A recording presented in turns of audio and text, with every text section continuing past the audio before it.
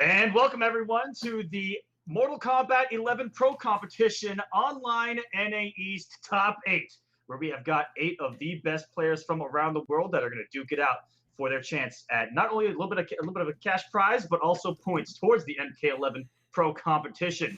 There were 715 entrants in this online event, narrowed down to 8. This has been incredible. If you guys didn't get a chance to just look at some of the action yesterday, I got to tell you, some of the upsets, oh my goodness, top 32 may have been one of the greatest spectacles. Even though we didn't get to see it, some of the matches that happened were insane, David. Oh my goodness. I actually did watch a bunch of it, to be honest. I watched a bunch of it through other players' streams, which was really cool. That's right. I was watching through KP's stream, and I was watching through Big D's stream. Tweety was streaming. Fox was streaming. A whole bunch of guys were streaming, and I did watch it. It was really cool. Yeah, just phenomenal stuff. Like I said, in top 32, notable upsets. We see the birth of NinjaKilla in the pro competition for the first time, David.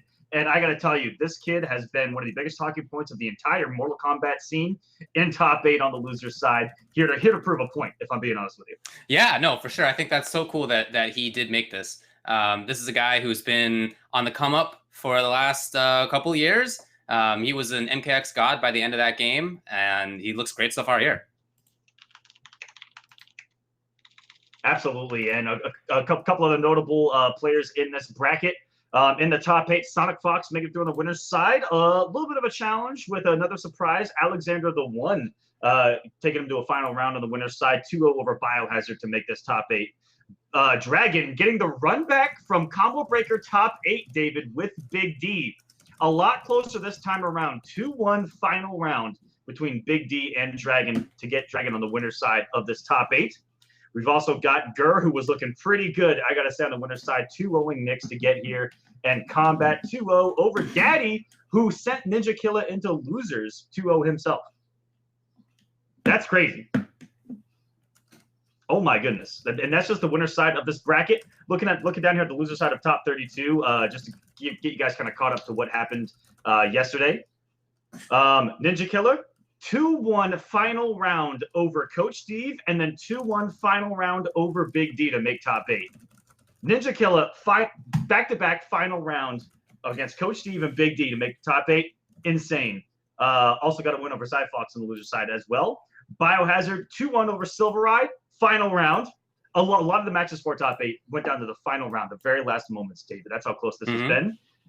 Of course, we got Daddy over Kevo Demand, also final round. And Alexander, 2-0 over Emperor Nix. He has to be, on paper, NinjaKilla might not be as big of a surprise with how well we've seen him do in his first tournament ever, winning the whole thing. Yeah. But Alexander the One, out of nowhere, making it through Samij and Nix, 2-1 and 2-0. And also took SonicFox the distance on the winner's side to make loser side of top 8. Alexander the One is someone to look out for, and I gotta say, is the surprise of this tournament. I think that's so cool. Unfortunately, when I was watching other people stream, I didn't see any of his matches. I would love to have seen that, but no, I think that's awesome. This is a guy who's been playing for a while himself, but yeah, I mean, like you said, whereas for NinjaKilla, maybe not such a big surprise. I didn't expect him to get here. I mean, as many strong players as there were, but like you said, he had a very strong performance. And I think he's going to be somebody to look out for, having, like you said, only lost to SonicFox. Absolutely. And let's go take a look at this top 8 bracket, the actual matchups that we're going to see today. Starting off our stream, David, SonicFox versus Dragon. Oh, my goodness. Yeah, no, that's super, super cool. This is something that we've seen happen quite a bit. I mean, both in tournament and just hanging out online and on streams. They know each other really well, and they're two of the best players in NRS game history for sure. That they are. They're going to be going head-to-head to start off our event. SonicFox Dragon in this game. SonicFox has really had his number. You know, looking back at the early NLBC, the Summit of Time qualifier, and then at Summit of Time itself, SonicFox taking out Dragon in the championship of that in the finals. And then after this, we're going to have Gur versus Combat, which is just another battle at NLBC, if I'm being honest with you. The Northeast is looking pretty strong in this bracket right now. Yeah, I don't know if that's such a big surprise, to be honest. I mean, this is NA East. You know, I mean, so there's not players from all over North America. It's just from a particular part of it. And if you had to ask me which region had the strongest players, I would say basically 2, that there was basically the Northeast and Florida. And the Northeast ended up basically dominating in terms of the winner's side here. They are all Northeast. And, you know, there are no Florida representatives in this top 8. That's true. But insane. But they did get really close. So there were a bunch of Florida players who were just outside of top 8. They were, you know, 9th place, 13th place. So it's not like they had a bad showing per se, but yeah, I am a little surprised that there's not more. Oh, 100%. And guys, this is, again, 700 plus entered this event. It is just it's so good on the players to make it this far into this top 8 through so many entrants. And like I said, top 32, every single player in top 32 definitely could have made it this far. That's how strong the competition was here, as we are going to get into Dragon versus SonicFox right now in the showdown that we expected. Mr. Aaron Black out of SonicFox and Cetrion out of Dragon. If you look at the Sum of Time poster, these are the characters that the players themselves feel that they represent the most here. Can we talk about that Cetrion color? This is gorgeous. Oh, it's gorgeous. Right, oh my goodness! Are you... What? Okay. All right, we're starting off with a bang, everybody. Oh my god, out of the 4-4. Dragon looking prepared here. When we were kind of warming up here and Dragon came into the lobby with this Cetrion outfit, I was like, oh my goodness, this is gorgeous. So cool. And look at the level of play that we're seeing already. The stand one out of the 4-4. Are you kidding me right now? The first situation where SonicFox had any pressure and Dragon just held up forward out of it. Wow. So like I said, these guys have played each other 1,000 times. This is not like starting off trying to like establish what the mix-ups are. They already are so aware of that stuff. They're on Yomi level 1,000 at the moment. That they are. Here's some backseat pressure all over it. SonicFox hasn't gotten away with a single thing yet, David. That's so beautiful to watch right now. He looks so prepared for this particular matchup. I think that we are going to see SonicFox potentially have to take a different character. Pun intended there. Looking back at the evolution match between. This has been a spring cleaning, if I'm being honest. Okay, all right. Yep, sweeping the sky clean. And I feel like this is a matchup where Cetrion cannot do some of her normal zoning because of that Aaron stance. But that hasn't even been the issue. You know, it's been more about normals, it's been more about just far slow boulders. And SonicFox now finally has a chance to pressure. Okay, the grab. Escape failed you. This is going to load a crushing blow on the back throw only, if I remember from Aaron Black. He does not have one back throw. And here's I'm a little surprised he wasn't ready for that. Scary whip. After having seen him be so ready for the 4-4-4. Now I have these unreasonable expectations. Oh my god, okay. Alright. Absolutely exposing the gap in the wall in the amplification, but this is not going to be death. Dragon is going to be alive. Any geyser in a fatal blow, really any grounded combo from Cetrion could do it right now. And looking up the implication, SonicFox did have the bar, and he was looking for the RKO right there, and not punished by Sonic Slide. Could have done the jump there, trying to get aggressive here with Dragon. With the teleport, just getting jump kicked. That huge jump kick. That's one thing about Aaron's jump kick. The horizontal range is excellent on that thing. Final round, fight. Wow, I can't believe he ended up winning that round. We were talking so much about Dragon, and then all of a sudden it was SonicFox. Well, that's SonicFox for you. Yeah, I mean, it happens to be SonicFox. That's SonicFox for you. If that was anybody else, I would have been talking about the next match already, but no, this is Fox. Oh, this is fully loaded, by the way. Yes, it is. He lets it rip. 31% later in a broken shot. Have a nice day. Oh, will she escape? Yes, out of there, but still in trouble. Okay, the block comes up. People tell me they think that's possible. Dragon now. Trying to pressure a little bit. No. Yes, sees it this time. He's going to get some reasonable damage as far as Cetrion is concerned, and now he's back to the zoning game. And just letting these go is SonicFox. He could easily just enter that stance and negate all this, but I think that you know, these two played each other a million times. It's all about conditioning. Exactly. Spin, you know, he could go into the stance and the Dragon could get aggressive, vice versa. Oh no, he didn't amplify it again. Dragon expected it so much, and now we have SonicFox right in his opponent's face. He's got the time, he's got the space here. Goes with the shots, huh? I'm very surprised to see that he didn't pressure at all. Oh, there it is! Finally! And now you can't walk on that, my friend. Oh, yeah. Oh my god! No bar for either of them! Plus Got the final hit! Oh! And he got him with the hell stress! Oh my goodness! What a game number one, down to the final percentage of health between Dragon and SonicFox just to get us started here. Gave him the athlete's foot right at the end right there, the flaming toes to kill him. I feel like Dragon kind of weathered the storm. You know, he came out with a bang. He looked fantastic in the first round. He looked fantastic in the first half of the second round. And then, man, it was close. It was close. It was close. He managed to just outlast SonicFox. Coliseum Beast Pen. Oh my goodness. I'm sweating already, David. I'm sweating. Well, you were going to be sweating anyway. But, you know, I'm glad that we're watching good matches while that's happening. That we are. This is 3 out of 5 in this top 8, ladies and gentlemen. These are going the distances. Just like every other pro competition event, 2 out of 3 all the way up until top 8, and that is where the action gets a little bit thicker. Fight. Game number 2. Solid start here. Not taking any big risks on either side.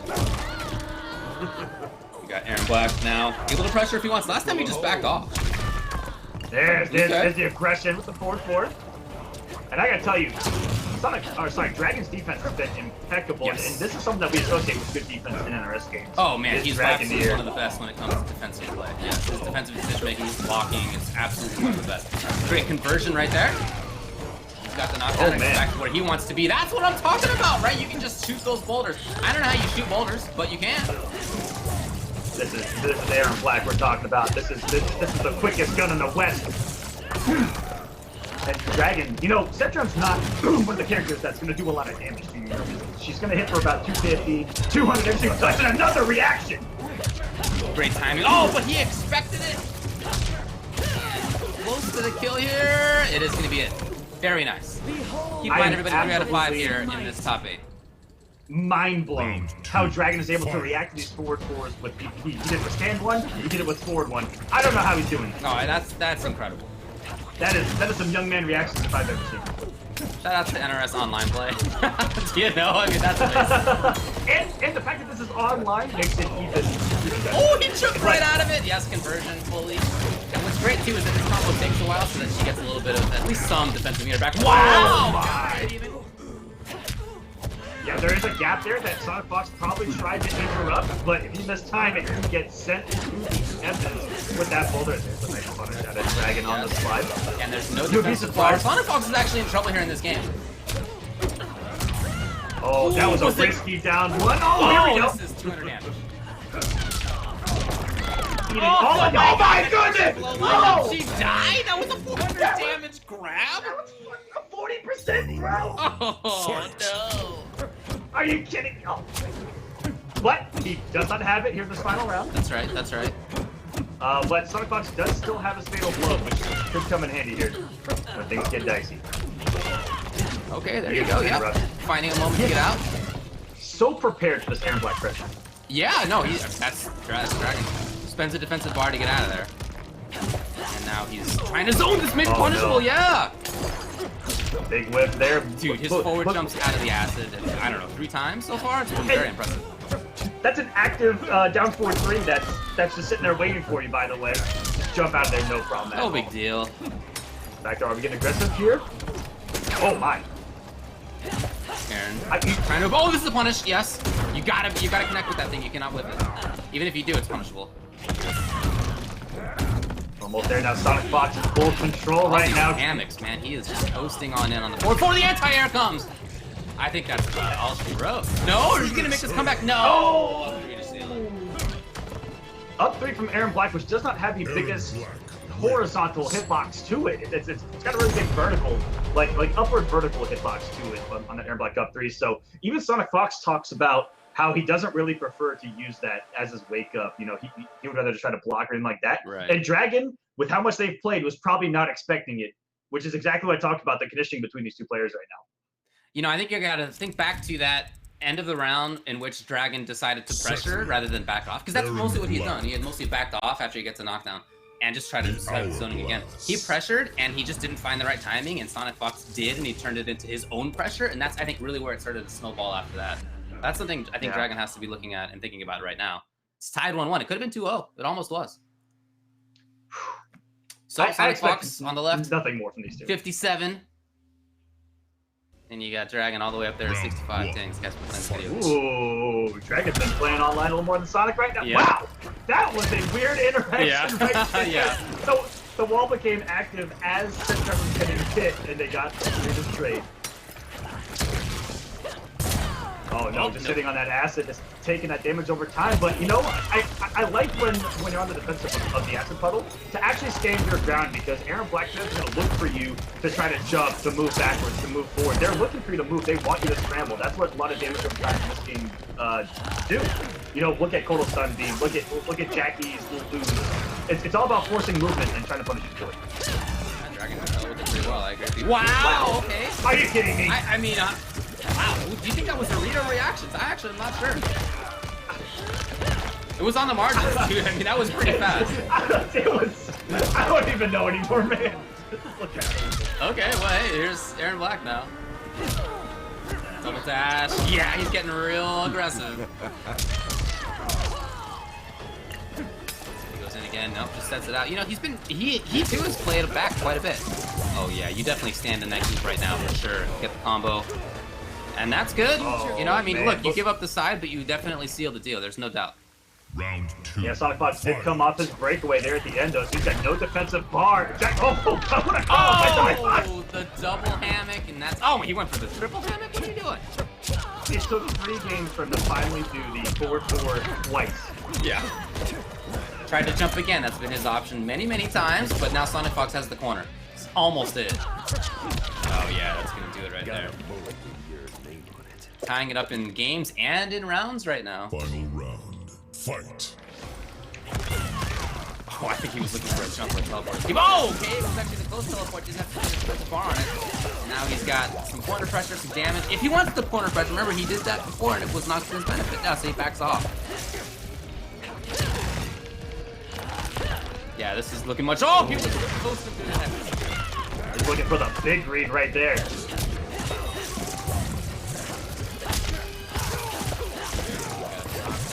Imagine he's gonna hold off on pressure again. Yeah. Okay, Oh, came in with a slide. okay. In a while. Big breakaway. No defensive or offensive meter here. Slowly building for Dragon with his back to the wall. Oh. He only needs 1 hit. Oh, looking for the jump kick. SonicFox has stand ones in there multiple times. And this time doing the jump kick as quick as possible, making it as active as it was Dragon getting the win there. I really like that Dragon did back off when he had that corner knockdown a couple of times rather than going in, because I really feel like that didn't necessarily need to cost him when they were playing the previous game. He just didn't get the offense that he wanted, and it turned into SonicFox pressure. But this time he was like, I'm not even getting involved in that. I'm just going to play away. I'm just going to zone. That has been working for him really well. And yeah, I mean, no reason to switch it up, right? Absolutely. All right, David, I'll be right back. I'm going to switch microphones, so hopefully I come a little bit clearer here in a second. All right, man, you got it. No big deal. So we got Dragon and SonicFox Dragon up 2-1 right now. And he, again, looking good on that defensive zoning play. That's what you expect out of Dragon, and he's really been making it work. Round 1. Getting close to 66. Wow, pressure to start with. Okay, the first time he's opted for that. He comes in for the punish. Little footsies timing. Excellent right there. Now SonicFox threatening from afar. He can... Oh! This time, Dragon did not expect the amplification to come there. Has been mix-ups on that from SonicFox. Hasn't been the same option every time. Got the knockdown now. He has backed off a couple of times here. No, not this time. Flawless blocked even. Oh, what? He was looking for a close jump, huh? Look, I guess the close jump just came right after that, so... What do I know? Testing, testing, testing. Can you hear me, David? Yeah, you sound fine, dude. Let's go. All right, we are back, baby. What the hell is that a Dragon? He's got a 2-1 lead now over SonicFox. Can he close this out? Can he beat his tournament demon of years, eons even, David? Everybody's tournament demon is SonicFox, okay? There's maybe you say Scar is the only exception so far in NinjaKilla, and everybody else is a demon. That is correct. Looking like a demon possessed. All right, now, whoa! Just a fake out teleport didn't go anywhere. Wait a minute. Dragon tried to break out some tricks, but hit confirmation here. Oh, kept what? him standing. That was so smart. But wow. Dragon didn't even have a breakaway. He didn't need to do that. I think that SonicFox had a little bit of a mental, or maybe he's trying to swag on us. I don't know. Wow, that was sick. Oh, nope, doesn't connect. Lovely escape immediately there. Oh, wow. Dude, that was very smart. I love that slide timing. Sitting in the goop, and now you're in big trouble here in the corner. Overhead starter, will he break? Yes. Keep it nice and safe, but Dragon ready once again. He knows this air and black pressure. He knows what SonicFox has up his sleeve and has got the reversals ready. He knows when the gaps are going to come, when the staggers are going to come, taking his turn perfectly. Even right there, perfectly positioned wall. A lot of people there can get lost in the sauce as we're down 4 of air and black. You have to respect. SonicFox, you were talking about on the offensive here. He has not let Dragon breathe. Oh no, wow. That looks like an input error on a Dragon. That was a big distance to get the throw. And SonicFox is now going to put himself in the corner just like Dragon did last game, but it's only a hit away from taking it, sending us to a game number 5. Can he do it? Kept it as safe as possible right there. He's coming in, and then the trade, and that's not what Dragon was looking for right there. Game number 5. Tying it up 2-2. This is just to start off this top 8. we are setting the tone here. Yeah, these are some of the best players in the scene. I mean, not just obviously these two definitely are, but in terms of the top 8 in general, there's a lot of strong players here. And even the players who, people at home might not be as familiar with are themselves super, super strong also. Also, I'm going to go ahead and break it down for you real quick in that we might see 8 different characters in this top 8 from these 8 players. Okay. You got SonicFox rocking Aaron Black and possibly Jackie. You've got Dragon rocking Cetrion. Gur gonna rock that Gearus. Combat, Johnny Cage, 7 other characters. Combat's maybe, all over. Baraka as well. That's right. He was using Baraka. Biohazard coming in with Kano and Jax. Yep. NinjaKilla with Liu Kang. Might see Jackie a little bit too. Alexander, another Cetrion, and possibly Noob Sidebot, and Daddy with, of course, Sub-Zero. That's pretty good variety. I'm with you. No application right there. Dragon. Okay, yeah. Check the movement, and he comes in. A little bit too far right there for SonicFox. Unfortunate for him. Yes, beautiful. The punish comes. Oh, no breakaway for SonicFox either. This is some big old damage. Not bad. Yeah, it's rare that Cetrion gets hit for 35%. There you go. And she can come off a second bar there to go for a restand as well to do almost 40% and a potential another mix-up off a Incineroar one. Double flawless block. Did you see that out of SonicFox on the health trap? Wait a minute. Oh, lovely counter poke. There's still no breakaway. Didn't have the bar to launch that. In that combo. Yeah, right after the application moment. Here's match point. Getting in tune with nature to try to close this out against SonicFox to send him to the loser's bracket. Can Dragon do it? Let's find out. Oh, look, I guess he's just making the read there. You saw him do the forward one there full screen on a reaction to just Aaron Black moving. Yeah, I guess that probably is a read, but that's a great idea. Trying to keep a space right now. He wants to be outside of forward 4 slide. That's almost where he was, but Fox knew he was in range.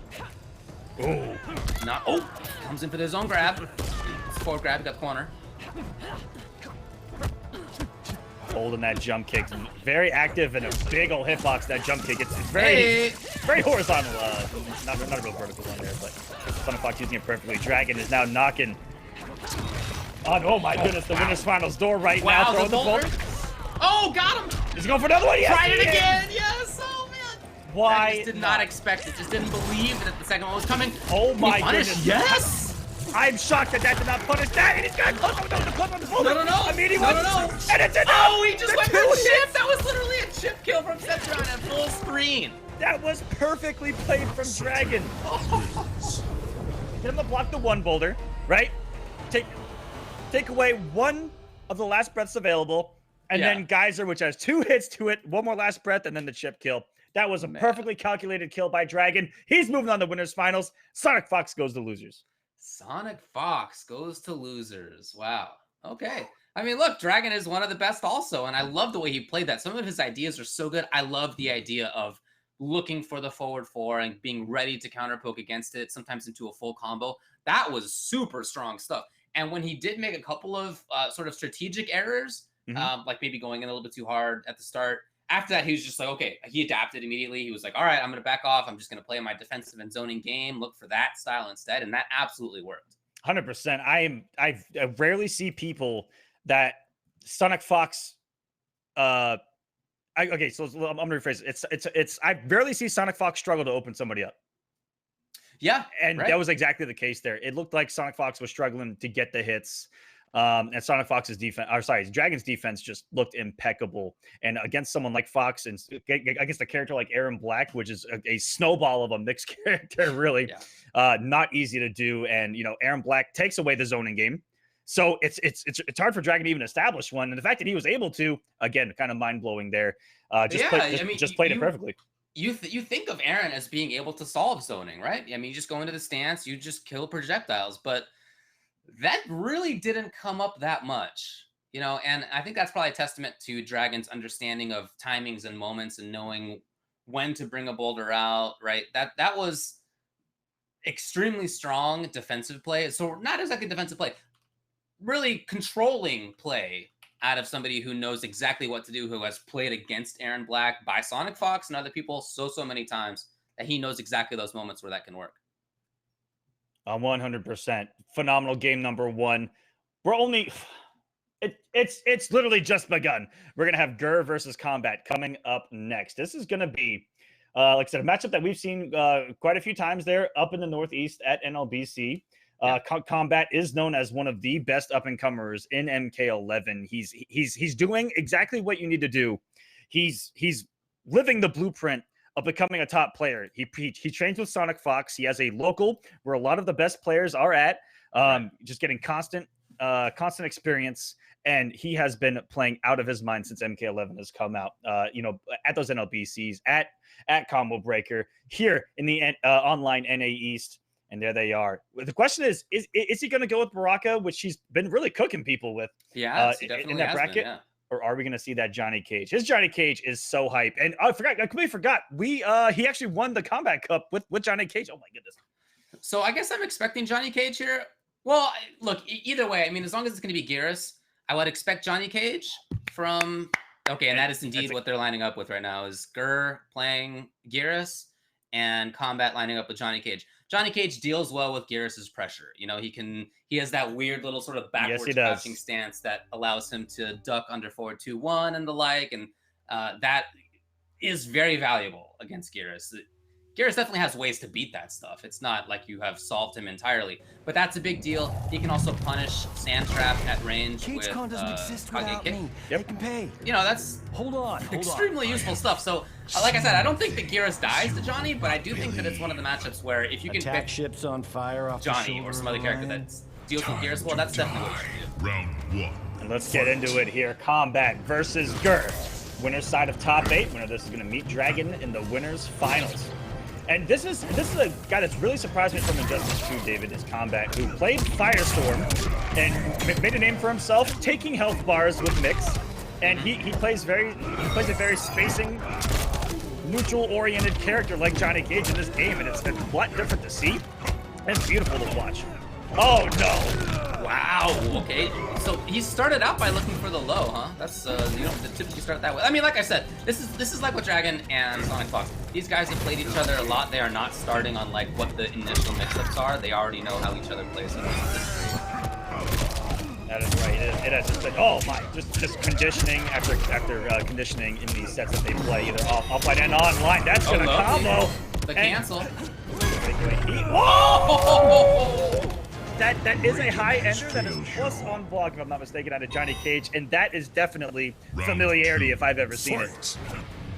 Yeah. You've seen Rakiris before. Backing off to range. Very strong positioning right there for Johnny Cage. Waiting things out. Went for a delayed grab. Can he punish? Not quite. There's the low.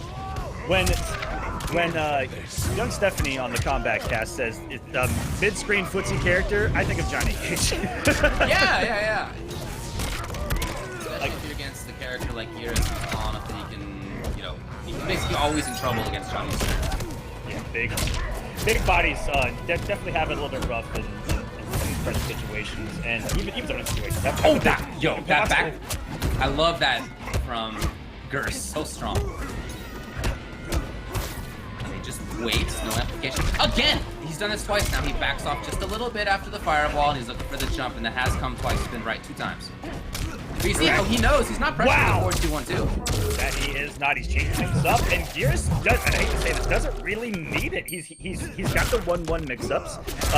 Can always be safe off of that with the 1-1-1.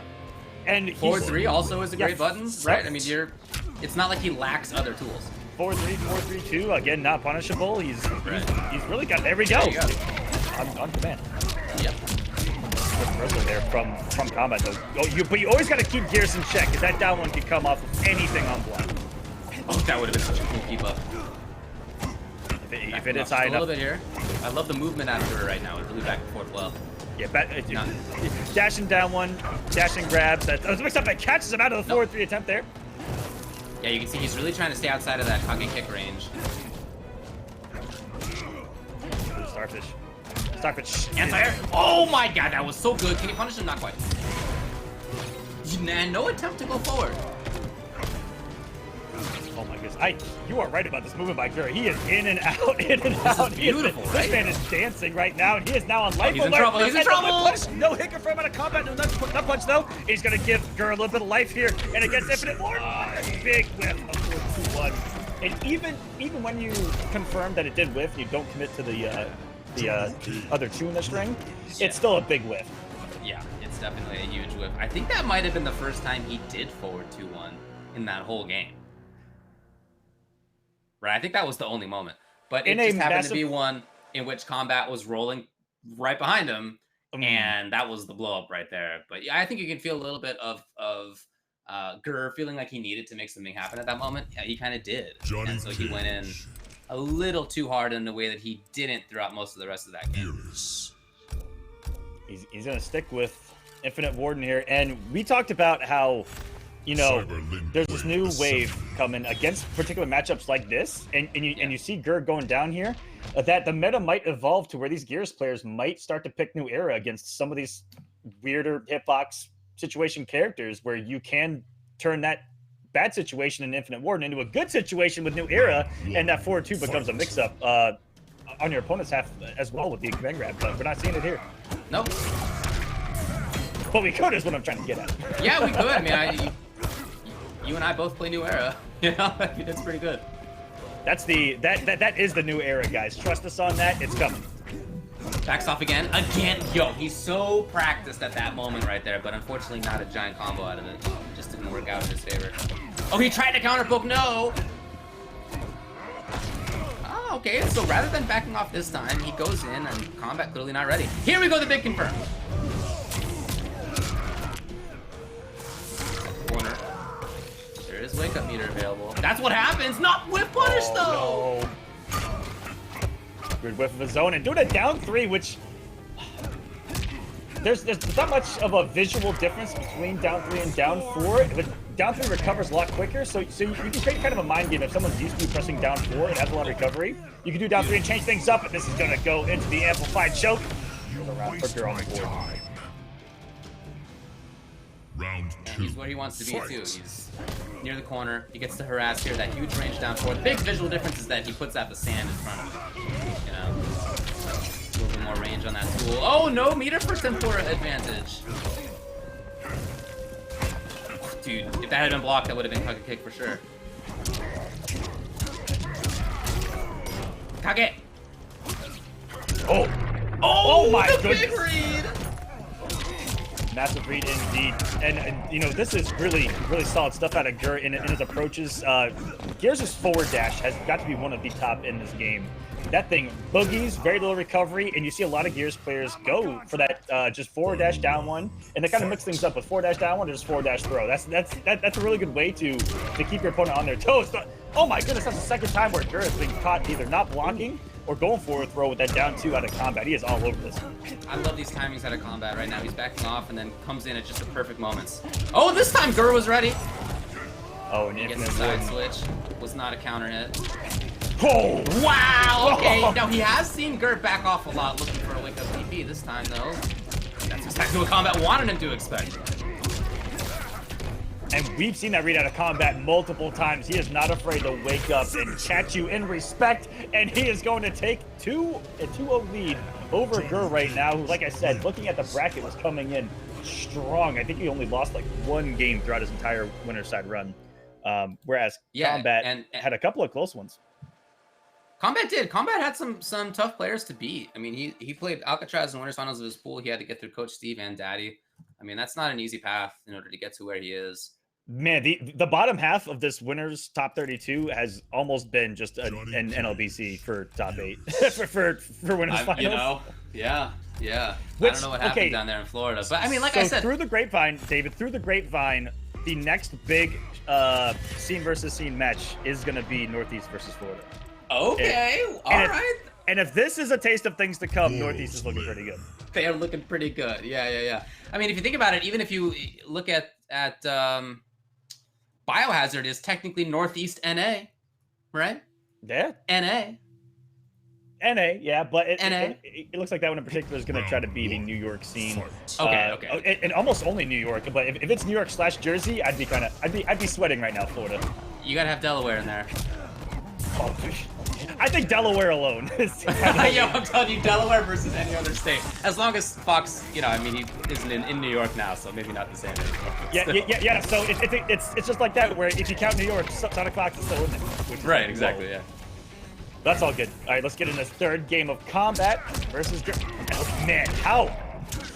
Maybe he's catching Gur, you know, being that aggressor, trying to forward dash or forward walk is weighing on Combat's beautiful anti-air. And every time he has finally opened up Combat, he's anti-aired him 3 or 4 times. Breakaway. Combat has had it every single time. The thing is that Gur just can't play in the way that he normally would want to. You can't do sand trap at this range right here. You can't do forward 2-1-2. Well, it's unadvisable very often anyway. And so that means that your neutral game is really different. And at the same time, Johnny has these huge range walking lows. Okay. Oh, there we go.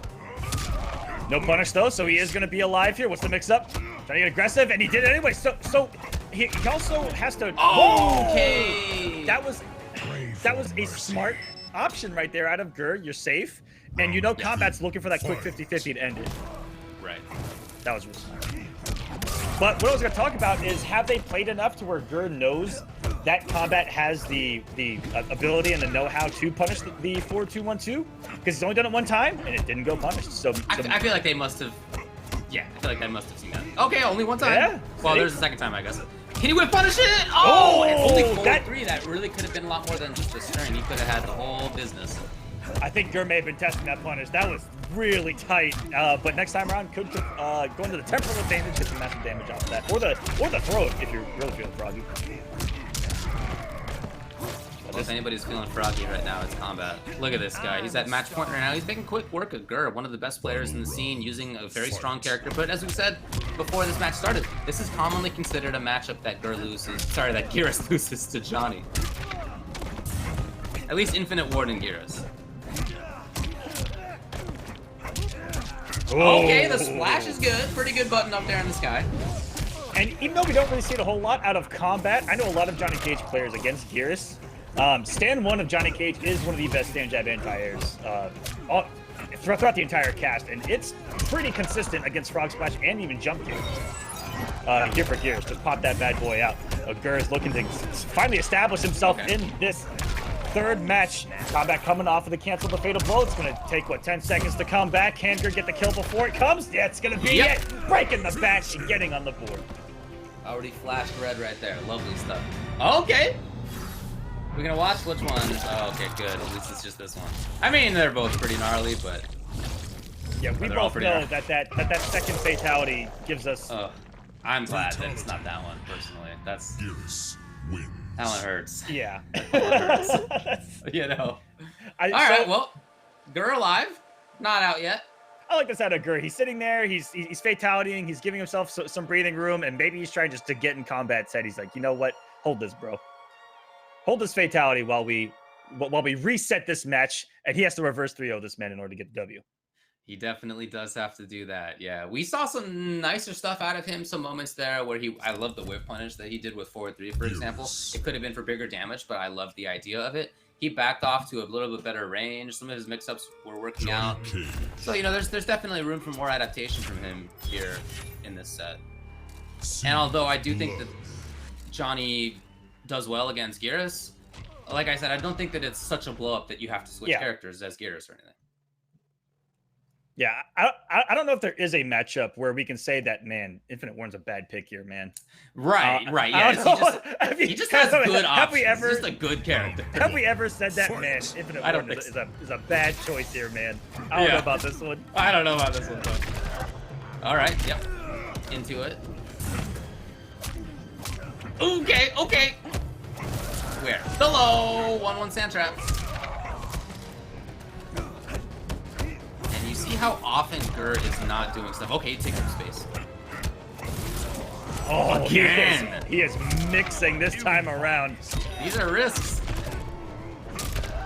No confirmation off of that 1-1 either from Gur, and got him with the forward roll, punishing the aggression, and Gur. There have been so many forward rolls, and finally Gur does take advantage of one. Fight. This is also the longest okay, nope, he didn't get a punish. This is the longest I have seen a match go on with Geras in it where we haven't seen the judo chop crushing blow. Dude, we've only honestly seen a couple of crushing blows out of Geras this entire set. That's gonna be a punish. No confirmation though. Yeah, I'm surprised. Yeah, I think maybe he wanted side switch. Yeah, there's a potential that he's so used to hit confirming with 4-2-1 that he hasn't had to rely on just 1-1. That could be it. I don't know. Maybe again he was just with side switching. He's gonna save the offensive bar, but now Combat gonna put himself on his second match point here. Can he close out here, or we go in the distance? I want to see this go to a game 5. Okay, he was ready. What a reversal! Oh, he's out of there just like that. Woo. Build some space. Again, you see how cautious Gur is. He has very rarely pressured on Johnny's wake up, and he's continuing to do that. Way away from having enough breakaway. Oh He's my just jumping out. What are you looking for? Grab right here? That string almost does 20%, by the way. That did a lot of damage. Gur is definitely on life alert right now. Oh, yeah. Oh, he was too far, and there's the punish. Look at that range. I can't tell you if Gur did that range on purpose, but if so, he's the best. He's absolutely the best. Oh, no. He can't afford anything. He can't get touched. He's got to get all the way through this without getting touched. There's no wake-up bar. Oh, no. And the 2 hits. And Gur, actually, reversal button right there. He would have survived the down 1. Didn't take that final last breath off, but he felt like he possibly, or that would have. That was just unfortunate. He definitely could have blocked that on Shadow Kick and potentially gotten the punish for the win. Because Combat had already come off his breakaway. Getting through Gur right there. That means it's going to be Dragon versus Combat in winners finals. It will be, we'll start running through the losers now shortly, but we know that Gur will play the winner of Biohazard and NinjaKilla, and we know that SonicFox will play the winner of Alexander the One and Daddy. Ooh, might be a potential run back. Alexander fought SonicFox in winners top 32 and took him to a 3rd game. That's right. So there's definitely the potential there, but Alexander the One versus Daddy is going to be a very interesting matchup. Alexander the One, from what I saw, Cetrion, he's a very aggressive Cetrion though. He loves to teleport a lot and do the Cetrion mix-ups of like jump in, whiff, teleport, and try to get you to press buttons and punish you for it. And we'll see how that plays against Daddy, who's gonna probably be primarily aggressive mix-up heavy. Daddy's just that's what he does. Looking back at MKX, look at Injustice 2. He was one of the few people in Injustice 2 that was just rush down heavy. I mean, this man picked this man picked, who was it? Dang. He played Sub, right? In Injustice. Sub and Mikey. Oh, and Mikey, that's true. Yeah. Where he just mixed up. That's just 50-50, loop it, and Sub-Zero as well, who was not really necessarily a mix-up character, but no. But he was super good with that character as well. One of the few who really did much with it, to be honest. Yeah, I'm excited to see this one go down. And of course, before we get into that, it is going to be Biohazard versus NinjaKilla. Right. And so I don't even know what to speculate. We see NinjaKilla so rarely, and this is the first time we've seen him in the pro competition. We saw him one time down in Georgia at Earthrealm Dojo, where he took it in his first tournament ever offline, through all of the tournament nerves that it didn't even matter. That's, by the way, crazy, David. That you go to your first offline event ever and win. That it was so stressful, and he didn't know how tournament players did it so often. You know, he's like, but it was so cool to get to interview him and get inside his head a little bit, because it was exactly that. You know, you go up and you say, so how was the experience? And it was everything that we went through in our first offline events, which was, sweaty hands, you're shaking, the nerves are real. And he still won, by the way, because I went 0-2 at my first 20 majors. I definitely went 0-2 at my first tournament for sure. I mean, come on. Yeah, no, that's incredible. So Biohazard had to make it through Zyfox and Katana Prime. He lost to SonicFox, and then he beat Silverai in order to make the top 8. NinjaKilla beat Samij, lost to Daddy, and then had to also get through Zyfox and Coach Steve and Big D to seal it. Yeah, and it was final rounds with both Coach Steve and Big D. I think that it was a mirror with Coach Steve, if I'm not mistaken. I think that it was a Jackie mirror. I believe it was a Jackie mirror. Yeah, I watched that as well. And it was Liu Kang for Big D. That's right. Yeah. And Big D, it was down to the wire, last round anyway. And Big D even said, there was a moment where he teleported in too close, where he meant to have done the far teleport, and he just screwed it up. And once you put himself next to NinjaKilla, like that was it. Like he was just in trouble the whole rest of the round. So that was very close, but nevertheless, NinjaKilla is going to be in here. Now, Biohazard, we've seen play both Kano and also Jax. But it looks like he's going with Kano here. I like this pick because you are going to test this young man to see how well he knows Kano. And NinjaKilla not playing around either. Looks like going straight to Jackie. This is a matchup that I have never seen. I'm super excited for it. Let's get into it. Yeah, Biohazard does believe more strongly in Kano than most people. Now he's put more time into the character than almost anybody else. He did make top 24 at Combo Breaker pretty recently. He did well out there. Here's nothing, but at least he does get a combo out of it. I also gotta say that I am in love with his pickup of Jax as well because it really does fit his play style, like we saw in E-League. Oh yeah, definitely. This is a guy who wants to be grabbing people. Oh, the board's there. Okay, great position now for NinjaKilla, and he has man, from the sky. Every time I watch NinjaKilla, I'm absolutely amazed at his reactions. He loves just kind of standing out in the open, not blocking, and looking to react to anything that you do. Jump, anti-air is going to be ready. Move forward, he's going to have something sitting there waiting for you. If he feels that you're hesitant, he's going in. Yeah, and he takes advantage of things really, really well. In general, I think his combo execution is one of the best. Yes. His ability to react, which we were just talking about, is one of the best. Oh, well, punish! And now, you know, I don't know why. It's not zoning with knives. You're just trying to pick up some space. But anyway, here's NinjaKilla. All you're doing is really buying time until Jackie eventually walks you down and starts mixing you. What? What are you doing out there, Kano? Oh my God. All right, Jack's punch right into his face. Lovely little stagger. Didn't. Well, he was expecting the block. There was not a block. Yo, down one into ball is the wild stuff. I love it. We talk about it. That's a Kano way, and this is massive. Oh, good breakaway here, but now he has no way to escape this, and this is gonna be death. And yeah, NinjaKilla's not gonna risk that potentially not killing and coming off that fatal blow. This fatal blow is one of the weaker ones in the game, I find, especially in Jackie's combo scaling. Well, it did the trick. And it's not one of those fatal blows that's kind of like a reactionary one either. But coming off to close it out, that's a quick 2-0, and looking good. But I think that he might stick this out with Kano because he's realizing that NinjaKilla might not know some of the mix-ups as well. You know, especially early on in this set where he's still kind of warming up. That you know he thought that he'd be ready for the low and he wasn't, and then he opened him up with the low again, and so now he can try to kind of get that normal conditioning because I think he came in thinking way too far ahead, if that makes sense. That could be. Yeah, I wouldn't be surprised to see him stick with Kano. There we go. That is indeed what he's going to do. Kano's just smiling on this character select screen. I don't know why I've never seen that before. He's just so happy right now. They did such a good job with his personality. He really comes off as just a total jerk. What a douche. That's a nice bit of Taka. Yeah. Love me some Kano. I guess when the game came out, I was like, man, Kano's up there as top probably 3 in personality in this game.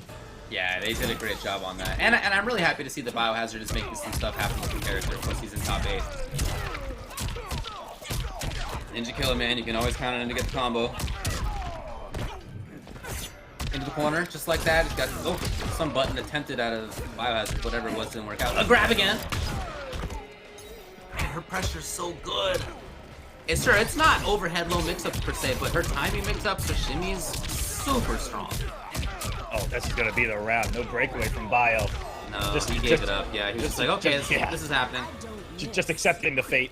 Yes, just ready to play the next round. 2, fight. Threatens with air ball, but NinjaKilla not taking any kind of bait. Yeah, he was ready. So there's a big mix-up with Kano balls, and I might be wrong when I say this, so please blow me up if I am wrong. But the aerial amplified Kano ball is the one that you can crouch after blocking the first hit, but is really safer on block. But the grounded one, you can't crouch, but is more punishable on block on the amplified. There's a real like double side to it. I mean, I think isn't it listed as a mid? Is it like character specific ducking on the ball? Anyway, there's NinjaKilla getting in there. I might be completely wrong on that, but yeah, NinjaKilla just going to town. I don't think I ever saw Bio get out of the position that he was in with his back to the wall there. That was just control from NinjaKilla. Air Cannonball Amplify is -10, so not bad. I mean, at range, you know. You with the pushback, exactly. Yeah. But the grounded one far more punishable. Yeah, definitely. Yeah. Well, anyway, that was definitely a very strong control situation, and it wasn't just about Jackie pressuring. I mean, it largely was. Oh, here we go. In terms of her control, yeah, I like the switch because when Biohazard was in the corner, NinjaKilla backed off to a range where he could just control and didn't have to worry about like air Kano whatever nonsense. That's my favorite thing to watch about NinjaKilla is that he is like I said, he stays at that range where he can just chill there and he's just hanging out, not blocking. He's like, do something, bro. If you try to get at this corner, I'm gonna destroy you. That's kind of how I see NinjaKilla play this game. Yeah, that sounds right to me. So the switch comes. This is a character with a little bit more threat at mid-range. Kano's not a big threat at mid-range, so this character has some more options. This NinjaKilla started off the match with empty jump, 9-frame mid, and he's already going to work. Tried to press a button and no. And here again, it's that same situation. Okay, ready? Nice. Not a ton of damage, but at least a little bit of mid-range control. You'd love to get hotter hands. So what he's going for. In the sky, keep it up. Oh, beautiful. Slowly building that crushing blow too, and here we go. He's so good at that timing. The walk forward and when it just fighting game reactions is, oh, he's walking forward at me. It's a grab. It's a grab. I have to protect. But nope. All right, this stuff just that we talked about. Can Biohazard get out of this corner? And he has actually not been loading that crushing blow. He is just instead of cycling through the options, he's keeping him in the corner. He's all about position. Yeah, I absolutely like it. Oh, max range. Okay. That was actually ludicrous. That he was so ready for it in that situation. But Bio finally gets out of the corner and he takes like a looking for the grab he was. No, now it's almost death, very close. That is has such a big hitbox. Looking for the Oki throw. NinjaKilla 3-0 to send Biohazard home here in the NA Online East of the Mortal Kombat 11 Pro Competition. That was clean. That was a blow up. Yeah. Well, I don't know what else to say about that one. That was just control in terms of mix-ups and pressure, in terms of spacing. His punishes were there. I mean, the punish of the off the wall. Oh, dude, I can't even imagine if I'm in Biohazard's shoes and I see me dive kick out of the corner and I take a nice breath of relief. Boom! Crushing blow. Yeah. I'd have to go back and look. But did NinjaKilla dash forward when that off the wall interactable happened? Yeah, yes, and he definitely did, right? So did he know to put himself at exactly the right spot? Oh, okay, that would be too much, right? I don't know. I don't know, man. I'm just thinking out loud, but that would have been incredible if so. I'd love to know. That's a level I don't want to comprehend, bro. Like, I'm not gonna lie to you. All right, yeah. Let's just knock it up as NinjaKilla being NinjaKilla right now. Look, okay? I mean. Sometimes on commentary, you like try to read too much into things, you know. Like, I know that happens. That's happened to me as well. At the end of the day, that would be cool. That would be cool. At the end of the day, we talked to NinjaKilla, and he's like, "Nah, man, I just did it." You just did it, yeah. we're like, okay. You never know. Oh, so that sets up. That means that Biohazard is eliminated. Yep. And it will be Gur versus NinjaKilla in the second round of loser's side. That's gonna be a good one. I got to warm up with a couple of these players this morning, and Gur was looking crisp. But you know, so is really everyone. But man, Gur is trying to solidify himself as one of the best MK11 players on this planet, just like he did in Injustice 2. He has only gotten better with time since his insurgence in Injustice 1. It's crazy how him as a player has developed from Injustice 1 to now, and how we've seen him go from like different character archetypes, different tiers. You know, he came into the scene as a Bane player, two-tapping everybody. And hopefully he doesn't get upset that I bring this up, but he brought up that he was one of those guys that took it to heart when people were like, oh man, Bane is so brain dead and broken, Yeah. and you're getting carried. He picked up Joker and placed with him anyway. Right. He's like, no, it is not the character, it is me, and he went out to prove himself, and did so. Even way back in the day in Injustice 1 and through MKX, and especially in Injustice 2, where he has solidified himself as one of the best players. It's been beautiful to watch his growth, and one of the nicest guys you're ever going to meet in the scene. There's absolutely no doubt about that. Yeah, there's no way to root against that guy. But we're going to save that match for just a little bit. First, we're going to have the last first round match of the top 8. Right. Which is going to be Alexander, the one who's lined up on the left side with Cetrion. And we have, as we expected, Daddy, previously known as Buffalo, who is going with Sub-Zero. This is not a matchup I get to see too often. I don't know how this is going to play out in my head, other than Daddy getting in one time and trying to mix him to death. That's how I see this kind of going. As Cetrion, you have to at least consider that there's amplified ice ball available in mid range, and that means that you can't just do your normal sort of projectile stuff. But you can definitely still control the stage, I feel. And remember talking about earlier how Alexander can get very aggressive with Cetrion. Starting off the match with a teleport in, and Daddy here was able to find the opening very early. But the neutral's been reset, and Alexander knows to look out for that amplified projectile. The only thing that's that means no more bar. This means that overhead mix-ups are not going to be that important. And spring cleaning. Cetrion goes in! There's the offense you're talking about. And was it a coincidence that he waited until there was no offensive bar? I don't know. Yeah, now Daddy's got one. The overhead does come into play, but that's the mix-up, is that he can do the low. Oh no, and we're that just could have been a legit wildly punish. swinging out here. Instead, now it's a chance. Got Daddy. Oh, tried for the overhead. Staying aggressive here is Alexander, taking the first round. He looks not phased at all to be next to his opponent, which is really, I find the mark of a really good Cetrion player when they're able to play both sides very well. Offensively, you're right. It's not and easy. defensively. The delay. Okay, overhead or low is definitely working out right now for Daddy. I mean, that's the name of the character, really. Up close, this character's overhead and low game is strong. It's unsafe in the overhead, but it's still strong.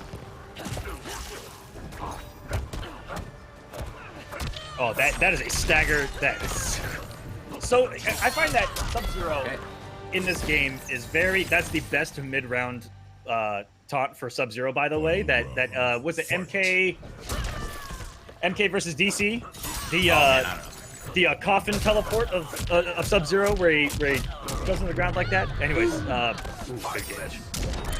Oh my god! And that is the second time that Alexander has tried to maybe wake up with down one and got cooked for it right there. Seeing the startup of a whiff, and that's a flawless victory. Oh no! Oh my god! I didn't know that Sub-Zero had that brutality. That is disgusting. Why does he have a bear? Why not? Well, I just would like to know why there's a bear. But if anybody who knows more about the lore can tell me, I would love to know. I don't know. Get it? But I love at the very end. Polar bear, because he's a polar bear. Okay, maybe so. Maybe. I love at the end. Is that his animality? Oh, is it? Is it? I don't know, man.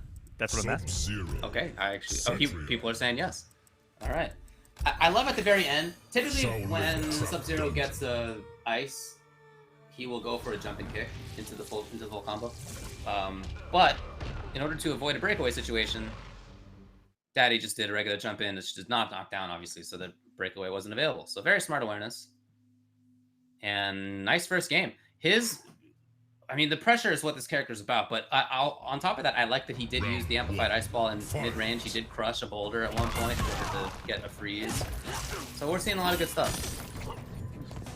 Yeah, that round, no pun intended, was an actual snowball. As he got him in the corner, back-to-back crushing blows, Alexander really looked lost in that corner. Multiple times he's tried waking up with buttons, and might have slowed down a little bit. He's looking strong here. Who's going through a primary zoning, you can't just jump willy-nilly against this character. That's a risk. Okay. I lied right to your face. That would have been a crushing blow. That would have been a crushing blow, definitely. Okay, I'm just gonna stop analyzing, and I'm just gonna start doing play-by-play because I'm done. Who taught these kids? You can't walk backwards forever. Okay, and he does take up some space. No amplify. He's threatening with the air. Yes, there it comes. Now he knows there could be an amplified ice ball, but I doubt that Daddy would bring that out in this round. It's just, you know, giving up an offensive bar for basically nothing when you're down that far in life. I don't know if that'd be a good idea. So he didn't do it. Fight. And Tetron wins the round. Same start that Alexander Hill. Oh my goodness. Oh, huge read. He was looking Dude, I for get the so big hyped when there's boy a read. boulder sailing through the sky. That also has one of the best looking brutalities at the end of the round too. Oh my goodness, that was active. That was active behind Daddy there. Holy crap. Oh, no! no! Can't do it. Can't just jump. Big drop. No punish on Alexander. Didn't see the whip. Oh! Every time someone jumps at two, I get so hyped. Wow! Into the active frames of the geyser. And there's This is no more offensive bar for him, so okay, he's getting away. Dude, he took up such good space. And by the way, what I also like about Alexander here is that he did a great job at not playing the zoning game when there was offensive bar to crush his projectiles.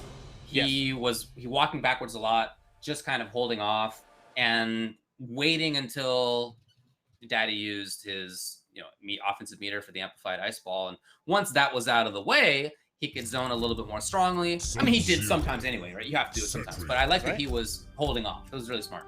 Yeah, he got a lot less aggressive than in that first game. If you remember, there were a lot of teleports in. He didn't mind being right in Daddy's face here. But this time around, he really backed off and just tried to let Daddy hang himself a lot. And you're right. He waited out the amplified projectiles beautifully. And we'll see what the adjustment here is out of Daddy, who might just try to save it and work his way in, because if Alexander is looking for the amplified projectiles, that's your way in. Oh, wait. Light right to your face as we get aggressive right out of the gate. And maybe that's the mix-up of Alexander the One. Maybe. So there's an offensive bar to contend with. Doesn't use it. That's fine for Setron. She will definitely take that trade. Okay, no more offensive bar. You can do whatever. Going in. This is... Oh, punish! I love how Alexander's mixing it up, going away and coming in. And that's what I talked about, like we saw against SonicFox and his loser's run, is that he was able to mix in teleports incredibly well, whether it's aggressive or degressive. I don't think that's... Degressive, huh? No. It is now to Raw! Fatal blow. This is not going to be enough, but he just wanted Buffalo Daddy. But guys, it's in my blood. I've been calling him Buffalo for years. Yeah, and it's like... Just to get him off. Call him Daddy, I get it. Oh, they're both gone! If it makes you feel better, it feels weird to call anybody Daddy. Oh, yeah. Oh, didn't expect the implication. And now there's no offensive... Oh, no! That could have been bad news. There is offensive bar now. He's coming in, but the jump was too preemptive out of Daddy. Round 2. Fight. So I love that digressive play right there by Alexander the One. Just backing off, controlling stage. Yo, this has worked.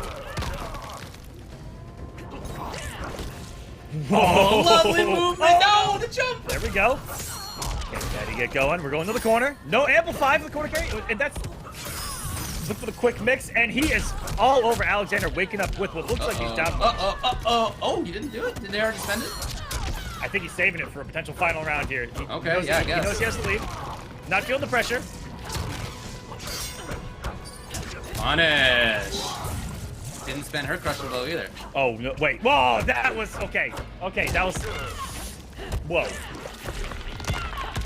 Alexander, I don't know what you were going for right there. I think that he thought so many steps ahead that he forgot the now. Oh, get him! Overhead, yes, and he takes it. That's the character. You have to bet constantly as Sub-Zero, especially Dead of Winter Sub-Zero. What? He's making it work. High risk, high reward, baby. That's exactly what Dead of Winter is. And he's also got a wonderful stagger game of just the overhead, just the low, both being safe on block and... Punish. I have no idea what Alexander is going for there. Yeah. Maybe he's looking for a breakaway, but you can't break away in the actual geyser itself. That's true. Alexander's off of... Ooh, lovely. He's checked that twice now. Every meter bump. Oh! Okay, there was no offensive bar to make anything more happen, so that was basically a guaranteed spot. They're gonna throw.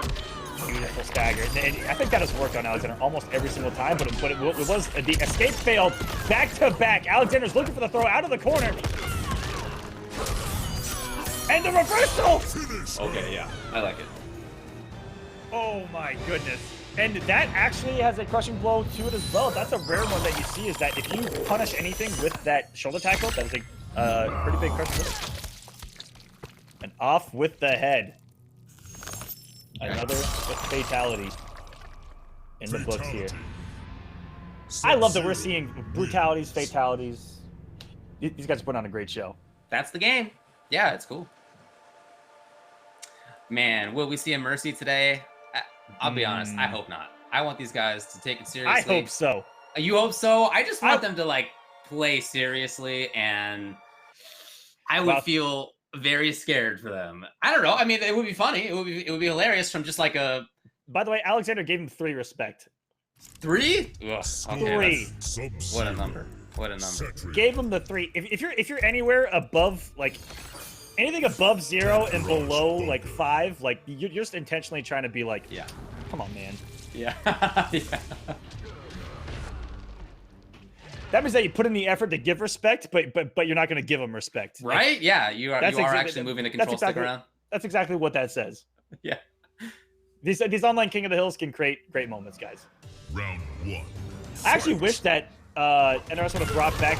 I don't know if you remember back in MK9, the Xbox King of the Hills, where they had their avatars and they were holding up cards, like they would when respect was given, like your character was holding up a 10 card, like you're a judge. I think I never played that game online, to be honest. That's for the better. Yeah, I think I only went to locals for. Oh no, it was a great time. You got to hold up cards. But they do kind of have that back in this game where you can like summon the emojis next to your name and stuff like that. This is how Alexander started every game. He always comes out strong. Has a lot of control. Oh, that could have been a bigger punish. He's really out there for a while. That could have been the round. Instead, he's given Daddy a chance now, and Daddy's right up close to him. And these are the mix-ups that you do not want to deal with. Into overhead, yeah. Oh boy. Ooh, looking for the optimal too. No, again, that could have been a legit punish. Instead, it was just down one, which is not guaranteed damage out of it. But okay, Alexander takes it. Round 2. Fight. Oh my goodness! Did that absorb and amplified? Yo, Ice ball out. Does that work? I do not understand why people think this character is not hype. Her crushing blows are so sick. You have to have such a call out to get that in the first place. Yeah, but I'm so confused. That should have an amplified ice ball should absorb the wall because the wall's a projectile. Well, okay, I guess. Or it technically absorbed it, and the fact that the wall hit first, that was wild. I'm lost. I'm just gonna. Yeah, I'd have to go back and see, I guess. But yeah, dude, all right. I'm so confused. Oh, he jumped right over the wall, and now here is Daddy. He's got the corner. There is breakaway. It's used. Overhead again. Now will we see the crush? Not yet. No. This is the second time. God. Oh my. 50-50 fatal. Huge bets. You gotta risk it for the biscuit. And in this final round, you noticed he has saved that crushing blow. He's saving the crushing blows for the final rounds. So smart. Yeah. That's true. Round. That's true. Fight. I mean, and more willing to come off of his fatal blow than his crushing blows. Oh, here we go. That was great. He knew he didn't need to amplify it in that situation as an anti-air. Okay, in there. And now what? Again, overhead. How many times? This overhead success rate is insane! Oh no! No breakaway, and there's the crushing blow, and that's gonna do it. Daddy takes it 3-1 over Alexander the One. He goes by both Alexander the One and Platinum Rage. He says either works. Yeah, yep. Oh my. Oh, she was already dead. I don't know that you needed to do the follow-up. Jeez. And the eye pop out just. So now she also can't see. I love that her tentacles are still like waving in the air. That's beautiful. That's art right there. That's cool. That's art for everyone watching. I'm gonna give him some respect here. Nope. No, You missed it. I actually did miss it. Yeah, I reached for the pad too late. It's quick. It's quick. I miss giving people respect all the time. Yeah. That was a beautiful, Super good. beautiful That was performance by Daddy. The comebacks were insane. Alexander always came, and this is how the match went. Almost every single match. You ready for this? Alexander would come out strong, get the round, be in full control, be up in the second round. Daddy makes a miraculous comeback and then looks comfortable in round number 3. That's how almost every single match went beyond game number 1. And it was very cool to see, as you rightly pointed out, that Daddy oftentimes saved the crushing blows until the end. And a couple of times in a couple of rounds at the end, he brought out 2 crushing blows to seal the deal. And so his management of his resources was really strong, I felt. That was a particularly good thing that he did. 100%, guys. And that is going to do it for the first round matches of the winner side and the loser side of this top 8. Looking at this bracket, on the winner side, we've got Dragon versus Combat in winners finals. And in losers quarters, we're going to have Gur versus NinjaKilla and SonicFox versus Daddy. But before we get into those, we will be right back with some more MK11 action. Don't go anywhere.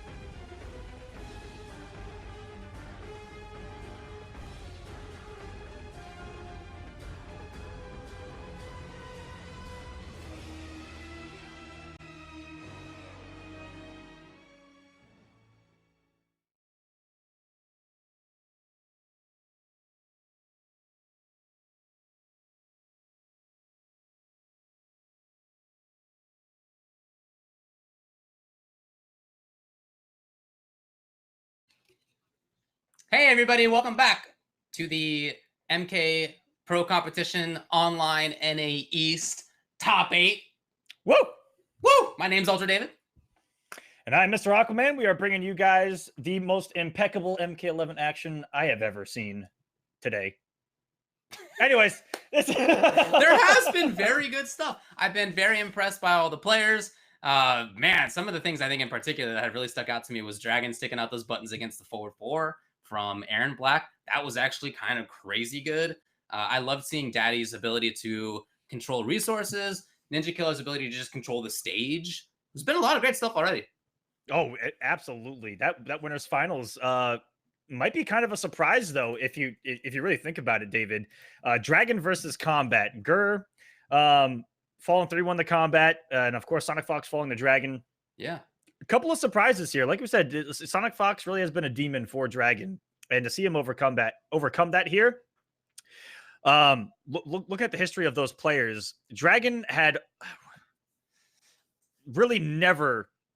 He had never beaten SonicFox in MKX for a year and a half, almost 2 years, before finally beating him once online.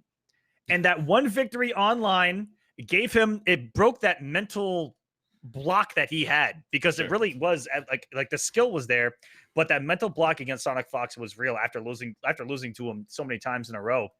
That victory online removed some of that mental block, and the next time he played him offline, beat him. Will that be the case here in MK11, where he finally overcame him, even though it's online? That's going to give Dragon confidence going into the next offline event, 100%. Look, I mean, Dragon has already had a lot of success in Injustice 2. He was extremely strong, did super well, had some extremely high-profile results, right? Evo champion, for example. But yeah, in MK11 so far, he's looked good. I mean, he's done well at events. Definitely done well at events. But yeah, here he is in winners finals at this event in the online NA East. And as we were mentioning before, this is super strong. How many players here are some of the best in the world? And for him to make it into winners finals is definitely a big deal. Same thing for Combat. And I feel like Combat is in kind of the same situation that Dragon has been in the past, other players have been in the past, where they have been on the come up, right?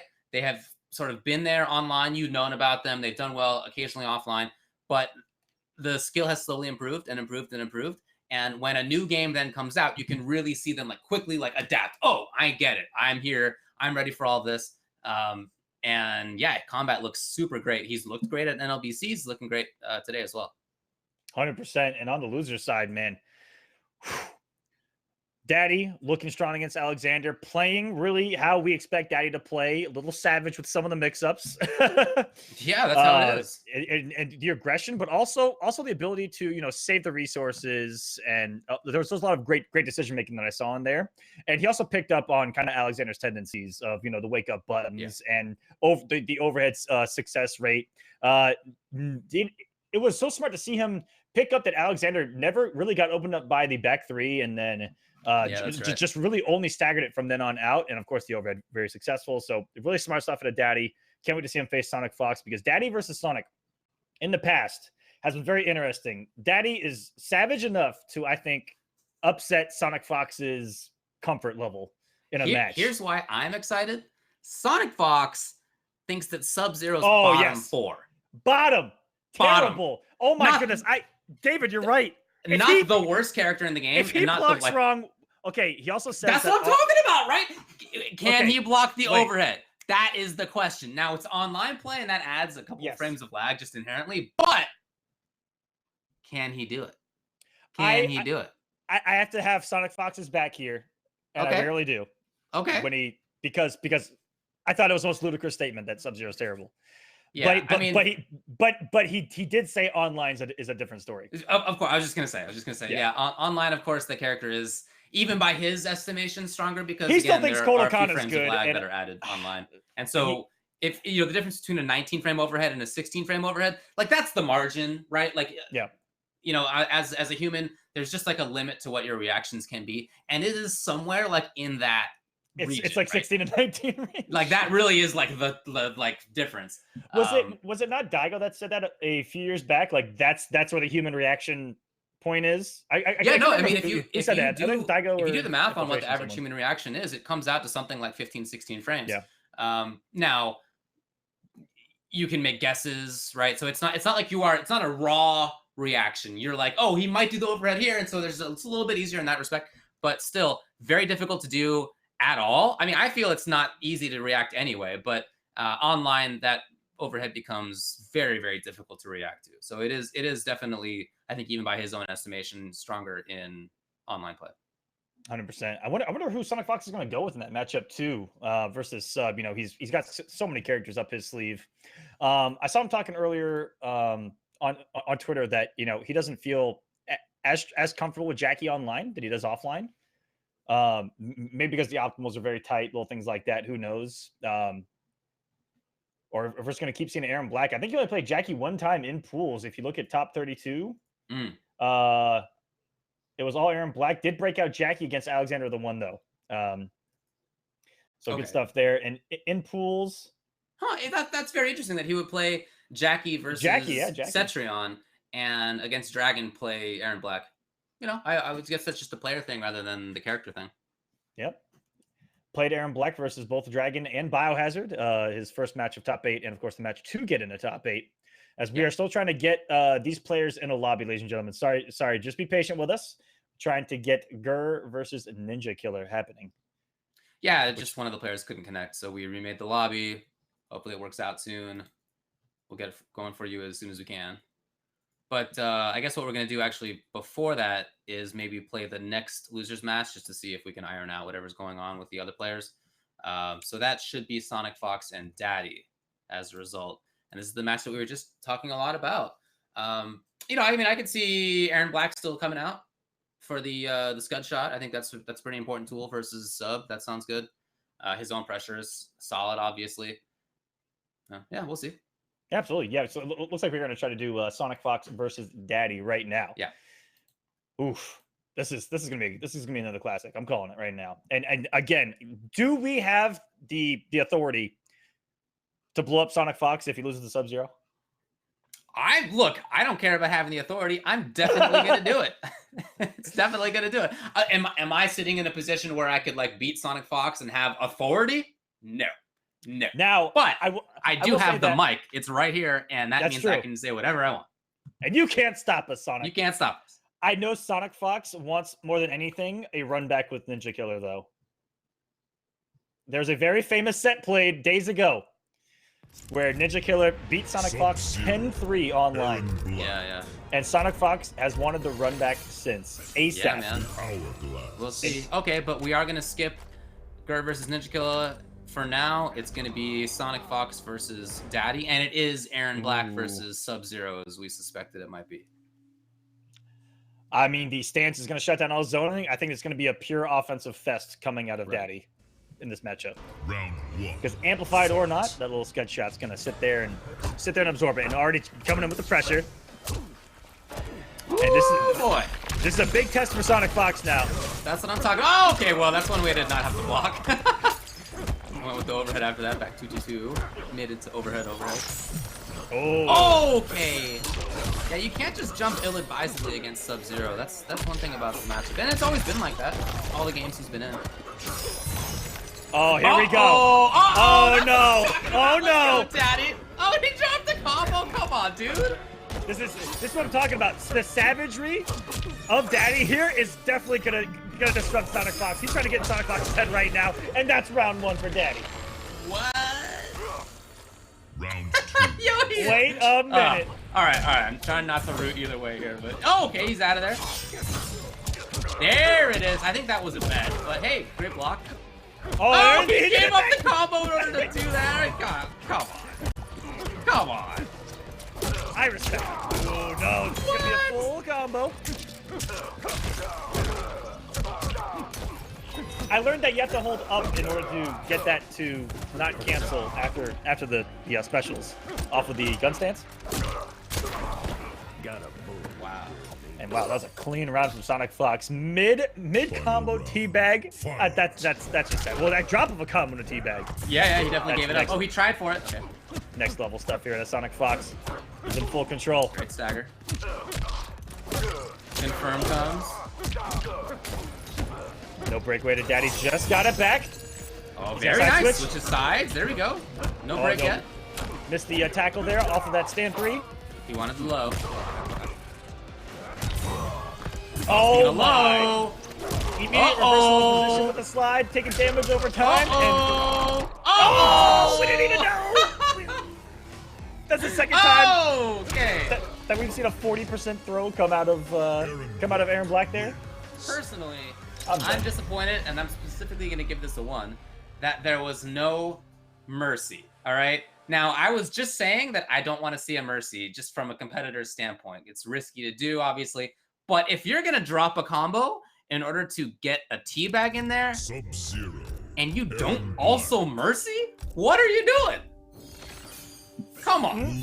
Come on. Grotto. This is what I expected though. Yeah. I expected savagery, rawness. I did not expect the teabags this early though. No, yeah, mid combo teabag.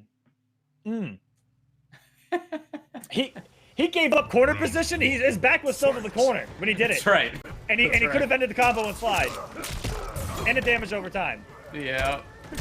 He won it anyway, so 1-0 SonicFox now. 1 hammock. 2 hammocks! Oh, he waited on that one too. Okay. Here we go. Oh no, no dash. They dropped beautiful pickup off that back too though. Not enough. Oh, very Crushing nice. blow again. Very nice. Corner. Oh, great job not finishing the string. That was good. Oh, that has worked almost every single time for Sonic. Sure He's gonna close on the fatal blow. He's just, I don't even need this later. Sure. Oh wait, this is gonna kill. Oh, he's dead. That scaled like crazy. Oh no, it's not gonna kill. Oh dang. That scaled like, oh my, what? Pull out the gunshot. Would that have low profiled the amplified ice ball even if you threw it out? Maybe. Oh, that's a good question. Oh my goodness. It Uh-oh, absorbed, can't do that. absorbed the interactable even. Pretty good. Clean jump No in there. offensive meter still. Will he keep it going? No.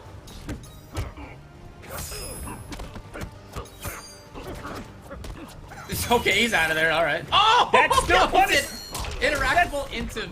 I mean, just That's- absolute galaxy. The galaxy ranks up.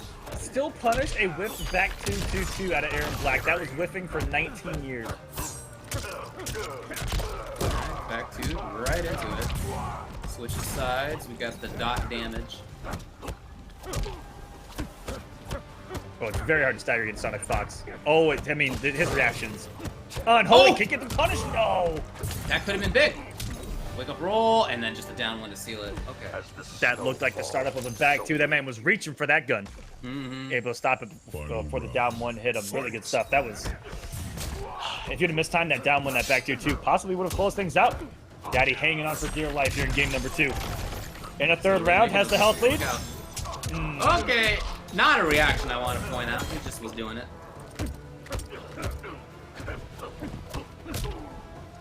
Down Safe. forward into way stacking pressure. Low. Oh, damn.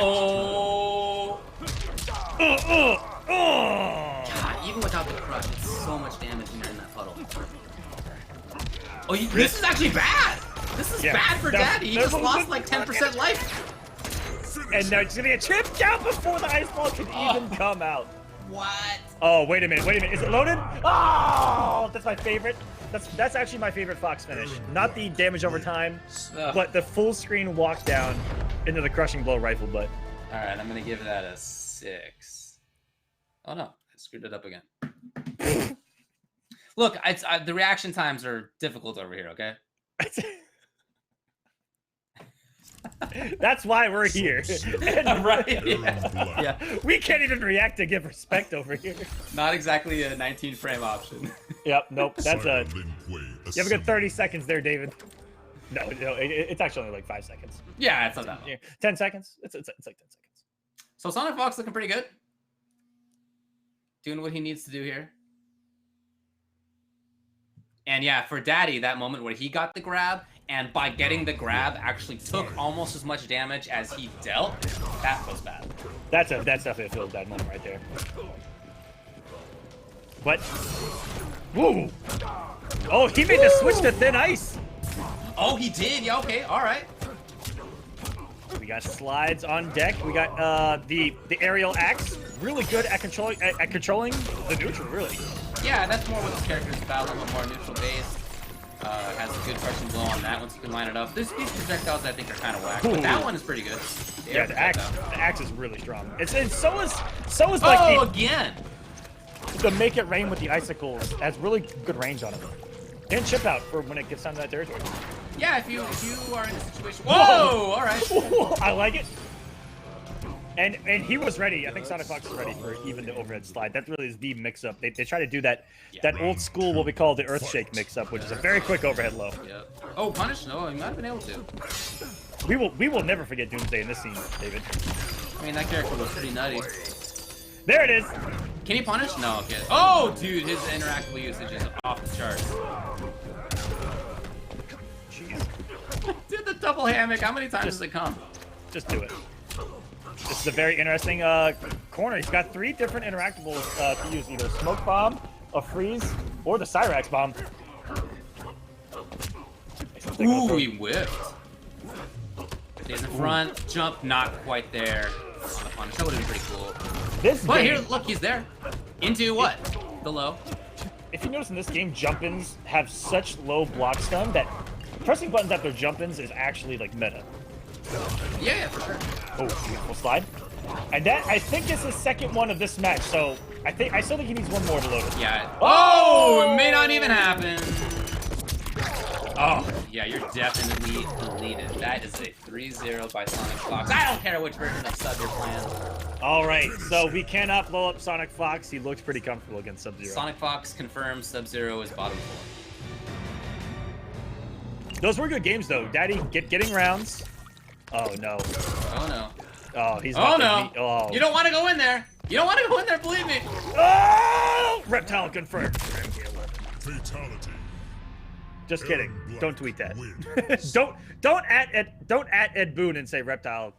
Give me Reptile. We've seen it a billion times, especially That's every fans. single tweet that Chill. ever gets sent to Ed Boon. So he's accustomed to it. Man, that was a swift 3-0 from Sonic, and like I said, he is on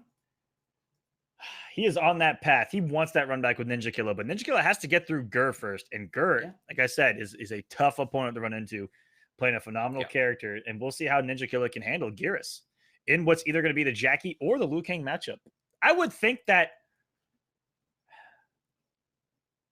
Jackie might be the way to go, but I don't know, because Liu Kang thrives against big bodies. Right. Because he has a lot of whiffing issues himself on little hitboxes that against big bodies still they don't come into play, and he can actually play his game without worrying about it. And it's a very strong game.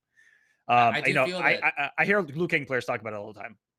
I do feel that Jackie does really well against Geras. So if you're just going to go based on the character pick, I feel like that's a fine one. But if you were a Liu Kang player, as NinjaKilla was in the previous game, and I think he would like to be probably in this game, then this is the time to bring out Liu, right? So I could see either one coming up. I'm not sure which one we're going to see. Yeah, this is mixing us up as well, as we are trying to get this match. We will find out. Yeah, the players are just start trying to connect at this moment. Yep.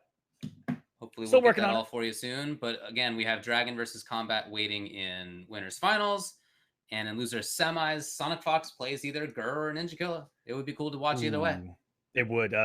Gur had some really close matches with him at NLBC. I believe not only the one for Summit of Time, but some of just the regular weeklies, the earlier ones, where they all showed up. I know Gur with that Geras was able to take it to him. Will we see Jackie? Will we see the mirror? He is known for being pretty good at that Geras mirror. If you watch Summit, pretty good. Yeah, hopefully the players can connect soon. That's what we're waiting on right now. Still trying to load things up. That's how it goes sometimes, online tournaments. That is the way she goes. It seems like the connections have been pretty good, but in terms of still getting set up in the first place, it can happen. Can definitely happen.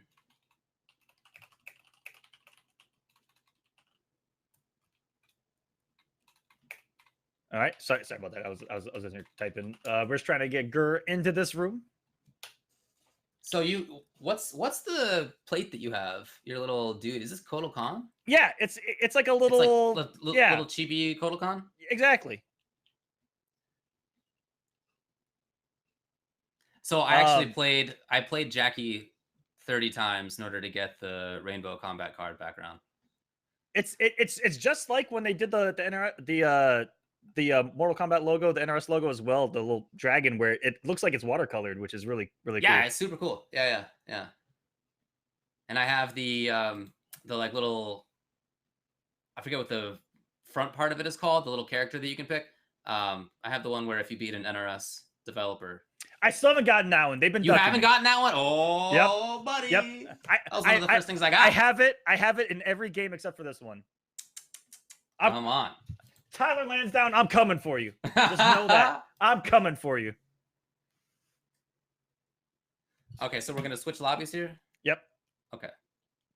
We're on the way. Trying to make this work. Yeah, I got this one from Tyler Lansdowne, and I also got it from Dizzy. Ooh. That's right.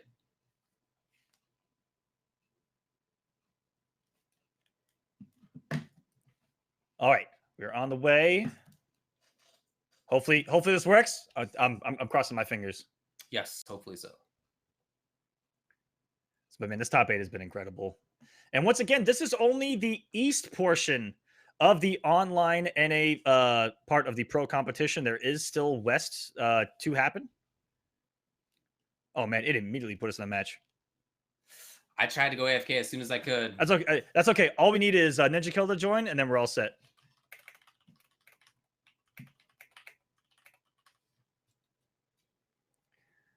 All right, so I think we're just gonna kill time till Ninja gets here, and then we will be all set.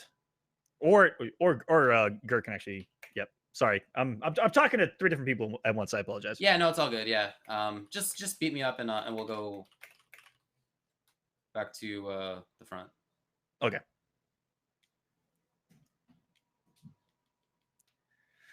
Woo. All right, so we got Gur in here. Just gotta get NinjaKilla, and we will have that other side of losers happening for you guys. That's losers quarters. Winner is gonna have the privilege, the honor, to play SonicFox in the next round. The honor, huh? The honor. That's right. Yeah, it would be a cool story either way. Man, there is no doubt about which character Gur uses. His plate is Geras with a big Geras face on it. Ah, NinjaKilla has made it in. Yeah, so just beat me up, and then we'll get this going. All right, let me just take you to the corner with Geras and do a lot of damage. Ding. Yeah. All right, we're going to jump kick, 4-2-1-2, command grab. Just going to do 300 every single time. And that's exactly what we're going to do. Easy. Oh, wait, I dropped it. Oh, Never you mind. got to... Yeah, he's dropping combos. Yep, you're right. You're right. It's cool. It's cool. It's cool. Once again, sorry about this, ladies and gentlemen, but it is the nature of online events. Okay? Please don't blow us up. We love you. I love you anyway.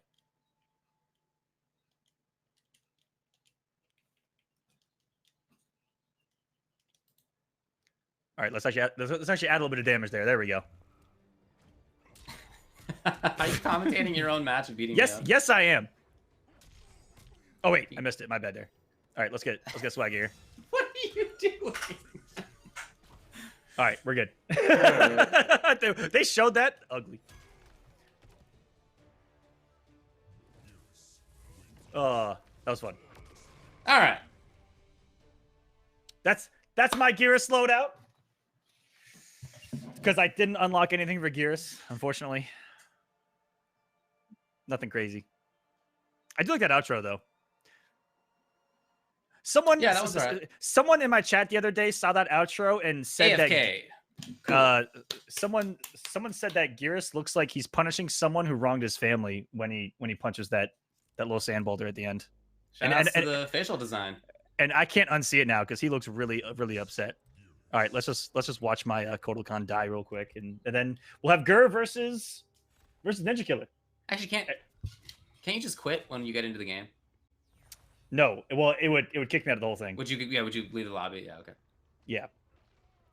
So Gur's just gonna annihilate me with Infinite Warden. Probably only 2 hits at a time. You know what? I was about to tell Gur, go for the crushing blows. I'll just block wrong every time. Okay, yeah. And then I bam, the health bar's gone. Gur gave me a 10. Respect for that, by the way. Thank you, Gur. I got you. I got you. A big fat 0. That's okay. I expect that.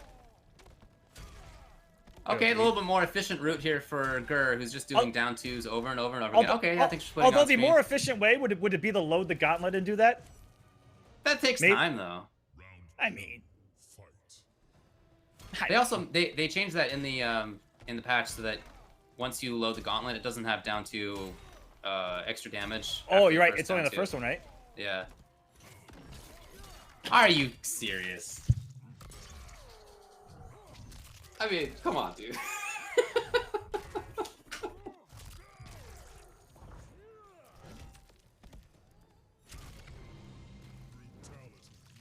Your whole spine came out. Wow. Well, congrats to you. It wasn't a flawless. We're having some fun here, okay? All right. All right. This is definitely a 0 for me. Definitely. 0 from anybody, by the way. All right, here we go. It's finally going to be Gur versus NinjaKilla. This is losers quarterfinals. Loser, of course, is eliminated from the tournament, and winner will play against SonicFox in the next round. Oh, it's going to be the Jackie pick. We were kind of going with the pros and cons of both, and yeah, I could have seen it either way. But like I said, I feel that Jackie does well against Gears, so I think this makes sense from a matchup perspective. Yeah, we saw that pick. Aside from the mirror with Tweety at Summit, him going with Jackie pretty much primarily against Gears, even being vocal that she does do well against him and can fight the good fight, as it were. Yeah, the more that we play this game, the more that Gears is probably never going to be bad. We're figuring things out to do against them. Ooh, that was another can. Oh my god! Oh, dude, having 9-frame mid like that in that situation is so useful. To have that as a reactionary tool, yes, on top of the reactions, yes, of NinjaKilla.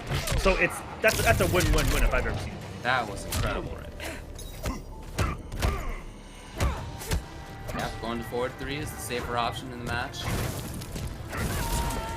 Okay, yeah, got it. This means he's in. There's no giant damage out of this, but he always gets in because of it. Okay, the timing, good. Whoop, into the whole string. Oh no, it's not enough. It's not enough. It's not enough. And that's what happens when you're looking for the dash punch at that range. That is a weird mix-up that Jackie has.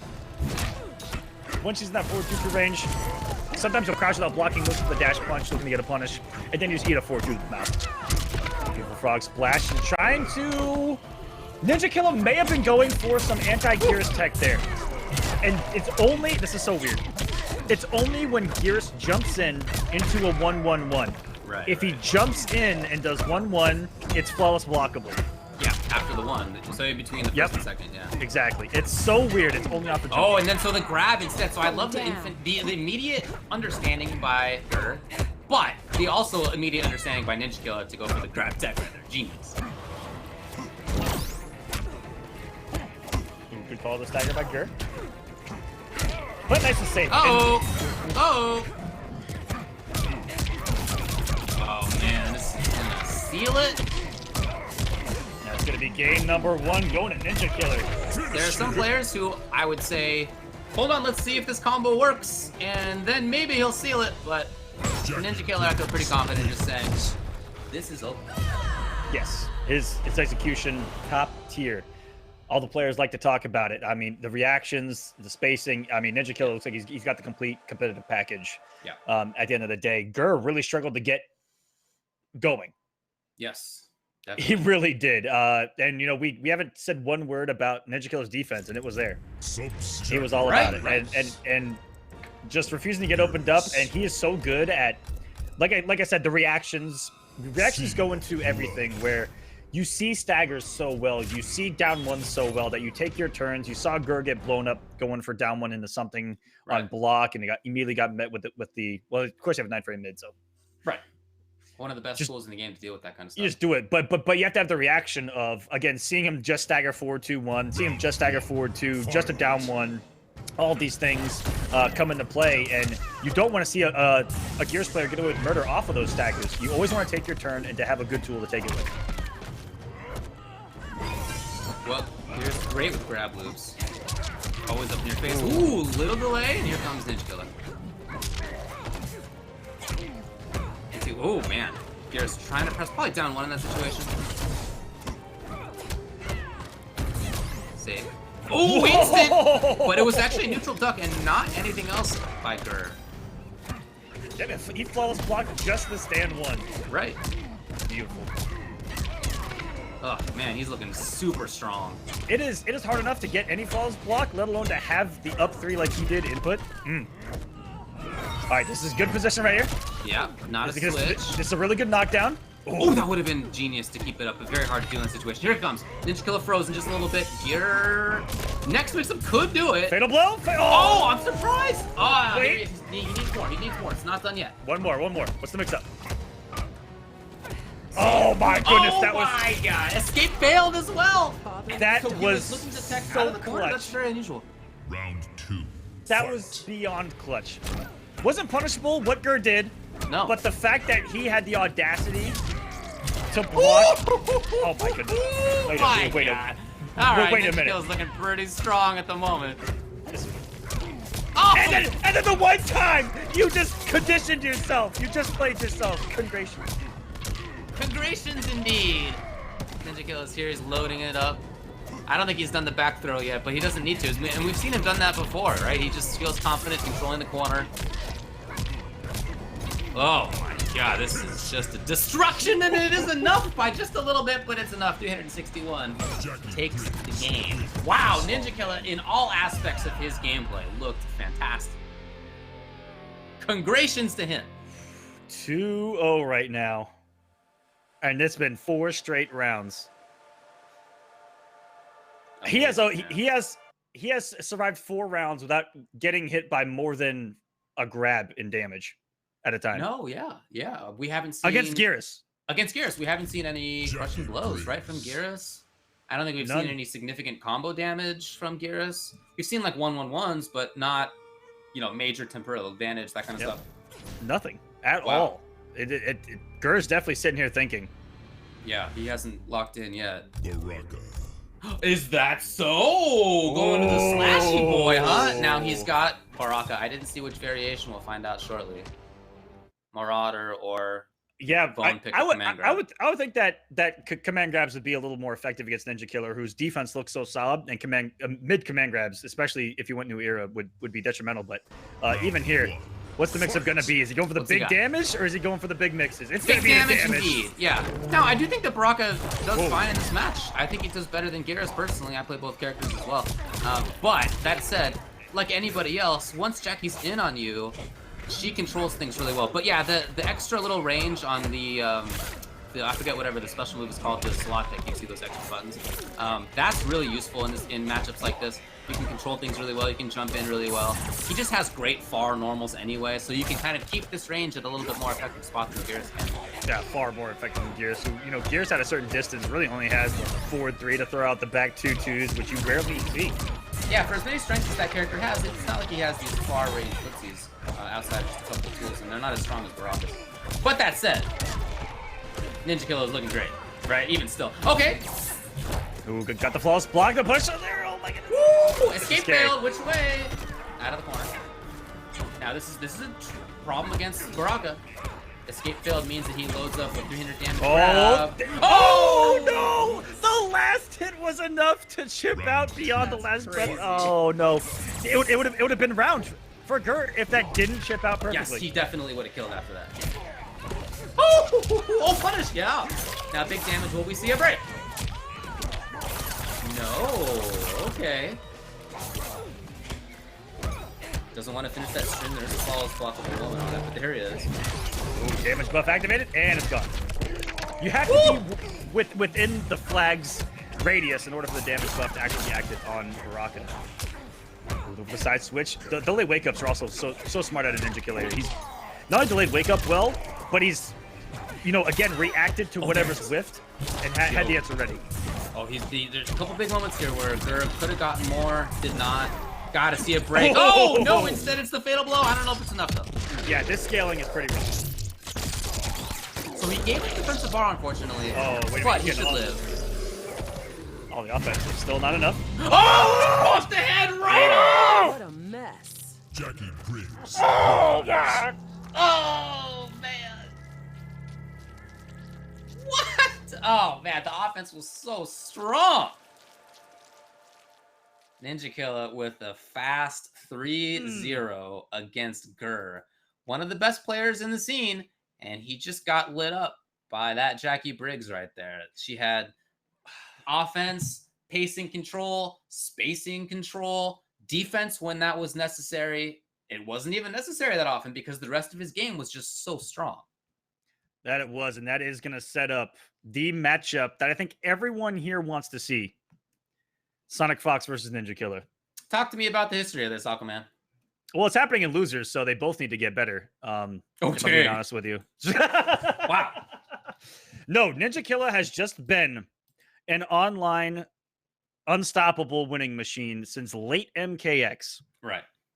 Known for streaming, known for his YouTube channel where he made a name for himself collecting body bags against all the top players in our scene. That's essentially what he did and is still currently to this day doing. Right. And we all wanted to see him get competitive. Right. And now that it's happening, it's exactly what we thought would happen, which is him clearly being one of the best players. Clearly one of the best players. Yeah, I think that became clear towards the end of MKX. Now, I mean, there were people who were the naysayers, right? Oh, he's playing MKX. Most of us have moved on to Injustice 2, so he's only good at this game because we're not taking it seriously also. But just the things that he was doing were, I felt, pretty obviously good, right? Like just clearly good spacing, clearly good execution, clearly good understanding of mix-ups. So I'm not surprised at all to see that he's in MK11 now and doing really, really well. Like we said, he won the Earthrealm Dojo that he attended, an offline event. Right. You were there. He's now in top 4 of this online event, you know, and looking extremely strong doing so, beating Gurr.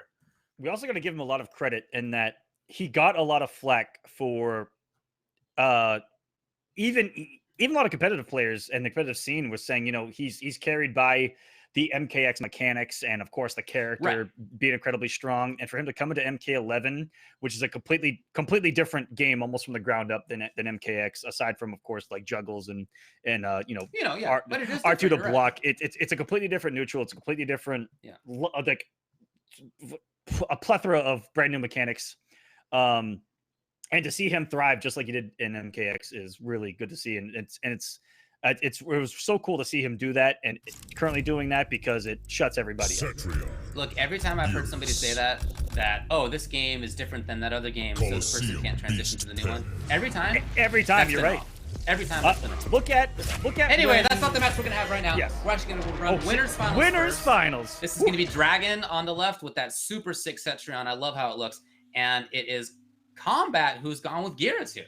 Wow, this has to be. Johnny, I would not see Johnny versus Cetrion any day of the week. Baraka, kind of the same. Yeah, that's a little tough for him. Yep. And so no, I think this is a fine choice. Mother's will. She wishes we've never to seen test him us play. both. This is gonna be I have already interesting. Proven Combat is. I would not be surprised that his Geras is on the upper echelon level of Geras because he's just that good of a player. I mean, look where he is. Winners finals of the 700+ man online bracket in the NA Online East at the Pro Competition. There's the first control right there. It is a little risky for her to bring out the boulder because it's such a long startup and you don't want to get crushing low by that one sand trap. But if you're confident in what you're doing in zoning, it's really useful. So. And we also have heard Dragon talk about this matchup a lot, in that he feels that if played properly, Cetrion doesn't do too bad. He does have zoning that cannot get punished by the Sand Trap, which is of course the instant Hell's Wrath. And just controlling everything right now is Dragon. I'm worried every time he steps in a little bit too close. Because once you're close, even if you're trying to back off as he just was, you might get busted, and now it's still Geras' turn. All of this is because he went in with the 4-1. I mean, honestly, like, this is all, you got too close. No defensive bar. Trying to keep the pressure simple there was Combat, which is 2-2. Okay, we're in the same situation. It's going to be the walk-up shimmy. No, going for the cross-up. Throw loops, baby. Bam! Oh, the jump! Lovely stuff. Round goes Dragon. Wake-up jump. the meta of MK11. Dude, yeah. You just have so many defensive options as you're getting up that, you know, It one beats of them... a lot of things. Yeah, it does. Yeah. So the knockdown, and now this is where Dragon wants to be controlling things. Oh, I think I was supposed to be Hell's Wrath. He didn't get it in the air. And like, doing it so close to the ground, and he's making it unpunishable. He's making combat have to go. Oh, big damage right there. Not gonna get doesn't get any Oki off of that one in particular, which is really the bright side to getting hit by. This is a punish. Wait a minute. This is a 2-tap with crushing blows. Oh, baby. And this is Yeah, didn't because see of that, that he's got the life lead, right? Because of those two. That's And right. Now, I don't know that it's even worth using breakaway meter on this. Yeah, it looks like he's not. So this is what we didn't see in the match with Gur and NinjaKilla, because NinjaKilla never got hit, it seems. Combat hit him 3 times there and he died. Yeah. That's what Garrus can do. Anti-air wasn't there. Hard to anti-air that, especially the mix between jump kick or splash. Both very strong in different timings. Ooh, wow, what a risk, by the way. All right, yeah. But on wake up, that down forward to sand trap can OS a lot of wake up situations. Roll away, up 3 and up 2, depending on the ranges that you do it at. Really cool setup. Now, we see some control at this range right here. I think this is a good spot. No, instead it's dash up splash. Defensive meter's gone. That movement's out of hand. Oh, No man. now. Big trouble. Uh-oh, man. Great Here corner comes carry combat. and damage. Out of the corner. Oh, okay, he does go in. Dragon probably looking for an anti-air with that stand too. Oh, there we go, the first flawless block of the wall. No breakaway, but no offensive bar to amplify that grab. He's gonna come down to defense here, and blocking wrong is Dragon. And a brutality, the eyes are gonna pop out. The eyeball dangling. Ugh. 1-0 combat. Wow. He went for the 1-1 sand trap at the end. You Wow. bet it all. He bet it. He bet it. Now, I don't think he would have died on any punish, but still, it was a bet. And he took it. And it worked. And that was the case for most of what he did. I mean, he wasn't taking big bets very often, but most of what he did worked out. So, Big deep breath there from all of us. Setria. No switch, of course. This is Dragon's character. Shinnok's Bone Temple. I don't think Dragon has another character. No, I haven't seen it, at least at a high level. Yeah. And he has made, but he's made Setron work really in every matchup. She's that I've seen good. him playing. And you know, we can see SonicFox 3-0 him with Jackie at an event like Summit, and then next time around beats SonicFox because he is just he's one of the guys that set the tone for how to properly lab and practice for these games. You know, he's got hours of footage in folders with people's names and characters on it. And Does he? yes, he does. He has folders and folders of footage and situations. It's crazy. He showed me it one time, and I was like, "All right, this is insane." That's awesome. I didn't know. Yeah, he is a guy that puts in the work before playing in these events. It's insane. 1-1 low, and now it's more pressure opportunity. Nothing, backing off. Oh, punish! Yeah, and a little too far, unfortunately, for him there. So right into more pressure now from Garrus. Whenever he gets a grab, he gets to go in again. The stare down! Punish! Oh, we're going for a ride. No breakaway. Oh, big damage. Dang, yeah, he's definitely doing the big damage. Oh no! Well, it was already big damage. That had already happened. I think for a 1-1 grab, there's something to continue that corner carry. Right. And Setron is not known for as a comeback character. The dash up throw, gonna do it. Hammer time, baby. She has to be controlling things. If she's not in control, then she's not winning. And yeah, it's rare to see a big comeback from her. She's not a great mix-up character. She doesn't do a lot of damage, typically.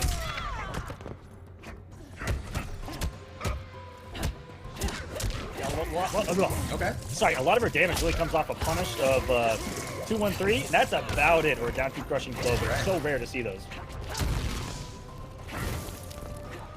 Jumping right over, trying to put some pressure. Oh, wow, jump. Now Combat's got some damage. Oh, there we go, 200!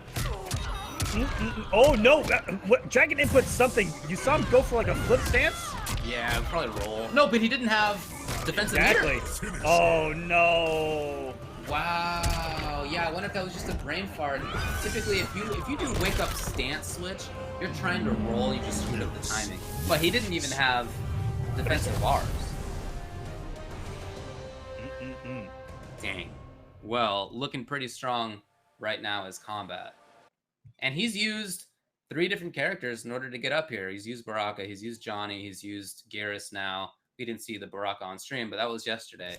And with each of those characters, he's looking extremely good. Yes, he is. So, like you know, I talked about when this started, he's doing everything right to be a top player, and it's showing. Yeah. And this is at a time where some players at least are talking about the fact that maybe you should just have one character, because yesterday was a first to 2, right? Today it's first to 3, we're in top 8, but yesterday it was first to 2. And in that setting, maybe it's more optimal to just have one character because you can be sure about everything you know, right? Rather than trying to risk it on mix-ups and counter picks. You just don't have enough time to mess around with that stuff. But yet in that situation, even still, he is playing these 3 different characters at least, and he's looking fantastic with each of them. Yeah, we actually saw that be a top keeper. Oh, hello. Again, only flaws blockable after a jump in and Dragon all over. We are seeing incredibly high level MK11 action. But no, we saw the talking point of people that play so many different characters saying that it might be a problem in these first reviews. Right. Oh, missed the center. It's alright. Dragon just pestering a little bit with the air fireball. And now you got pressure just like that. God, Infinite Warden is so scary. Whenever he hits you, he's always next to you. Trust me. That is the bright side. You know, we love the new era mix-ups. We love the command grab. Yeah. But the sand trap is what really separates everything. And that anywhere on the screen, you're gonna put yourself in a great OP situation. There's no breakaway here. Oh, this is absolute death. Stand 4 into that sand grab scales so well for Garrus. Big damage, no doubt about it. This is match point already for Combat trying to get into grand finals. He's making quick work of Dragon, one of the best players in the world. So maybe for Dragon, the idea now is to play the stagger game a little bit. She can do that. It's not the best, but she can make it happen. But it seemed like he wanted to make that happen. No! Oh! Big old judo chop there. And what's for breakfast? The crossover. And trying to flawless block it maybe was Dragon there. Right. Oh my god, the anti-air, and he tried it. Yeah, he believed. He believed in that anti-air. Yeah, I love that confidence. Even though it missed. Yeah, there's definitely a more offensive attempt from Dragon, but like I said, that's just not the wheelhouse for her. So Time Judge is going to give Garrus the corner. All right, good reversal position here by Dragon. Trying to stagger with the stand 1. That is a really good stagger. You know, 1-1, 1-1-2, being safe on block. Next distance wall. Oh, and another actionary anti-air and a combo just to swag on us into the brutality. And it's Combat 3-0, moving on to grand finals. Looking like the man to beat. Oh, yeah, no doubt. What a path from Combat. I mean, he's looked good the entire weekend.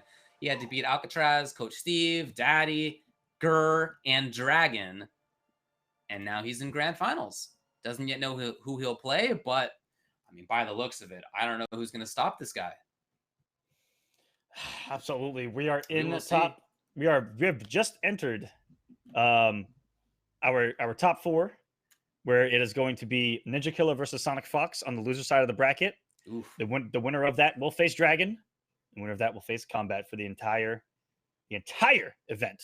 But there's a lot of pro competition points on the line, as well as money. Everyone in top 8 is getting paid out. So excellent stuff from Warner Brothers, NRS, and everyone behind the pro competition. It's the money's really well spread out throughout the entire pro competition.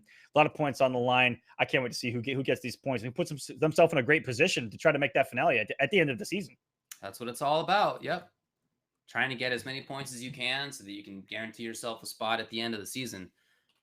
Each of these players is already doing well. You know, they're already pretty deep into this top 8. That does guarantee points. And, you know, many of these players have already, Dragon and SonicFox, for example, already doing well at Combo Breaker, making quite a few points for themselves there. Oh, 100%. This is just... Oof.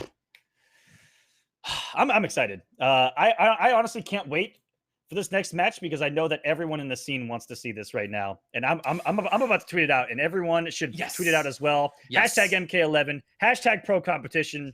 NA Online East top 4, and we are getting right into it. It is SonicFox versus NinjaKilla right now. I'm gonna tweet it out live. I don't care. We're Tweet doing it this, out, baby. definitely. This is SonicFox. Get people in here. Cassie Cage versus NinjaKilla with Jackie Briggs. So we were speculating on which character he might go with. We didn't even mention Cassie Cage, but she's a strong one. He has talked about her as being strong. I mean, we all recognize that she's strong. And here he's gonna go. So he'll presumably be attempting to play kind of a distance game, but already here's NinjaKilla. Oh my god! Already with a little stagger. Back 2 and then immediately into the 4-3.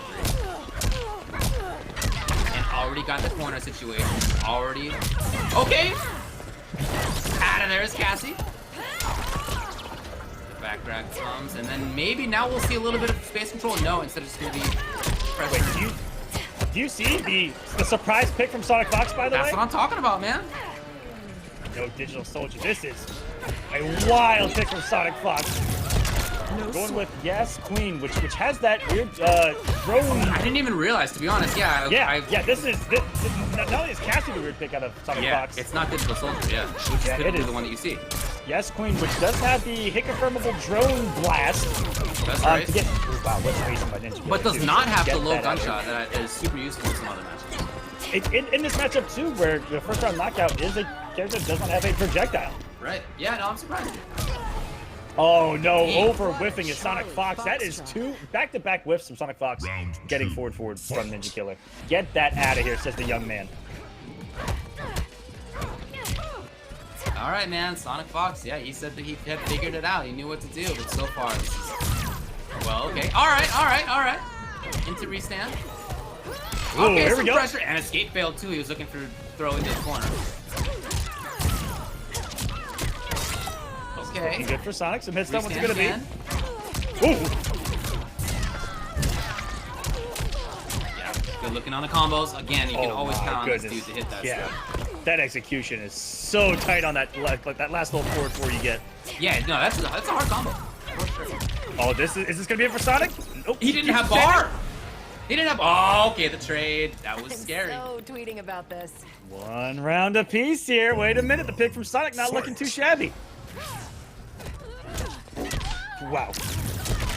And that is is that a special move in Yes Queen, or is it a normal? I remember one of them being a normal. I might be thinking of the back 3. The back man there? Yeah. How she kind of has the shadow kick, but it's normal. Where is Right, that? yeah. Is that little shoulder tackle, especially in this one? That's how little we see this character, by the way. The shoulder charge was, I think, back forward too, if I recall correctly. Ooh. So aggressive. And I think we talked about that in his matchup earlier with Gurren, that he was forward rolling a lot. Into the pressure. No, it was with Biohazard, I think. But yeah, he'll have that aggressive forward roll into pressure. Oh, whip punish! Dude, this and guy's another getting one. SonicFox of all people to whip buttons in that mid-range. That is so difficult. He's typically so solid in footsies. But NinjaKilla is outside of that range. A lot of time trying to neutral tuck. No!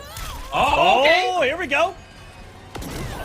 Fight him over with the middle blow. He just did it. He just did it! He had to have sat there and said, you know what? He's gonna go for the 1-1, which he's been doing all match long, and blow him up for it. Fatal blow. NinjaKilla 1-0. Boy, wow. It came down to a yellow fatal blow of all things, though. Out of all of the solid that we saw in that match, David, wild finish. Ugh. That was just. Oh, I'm definitely gonna. Here we go.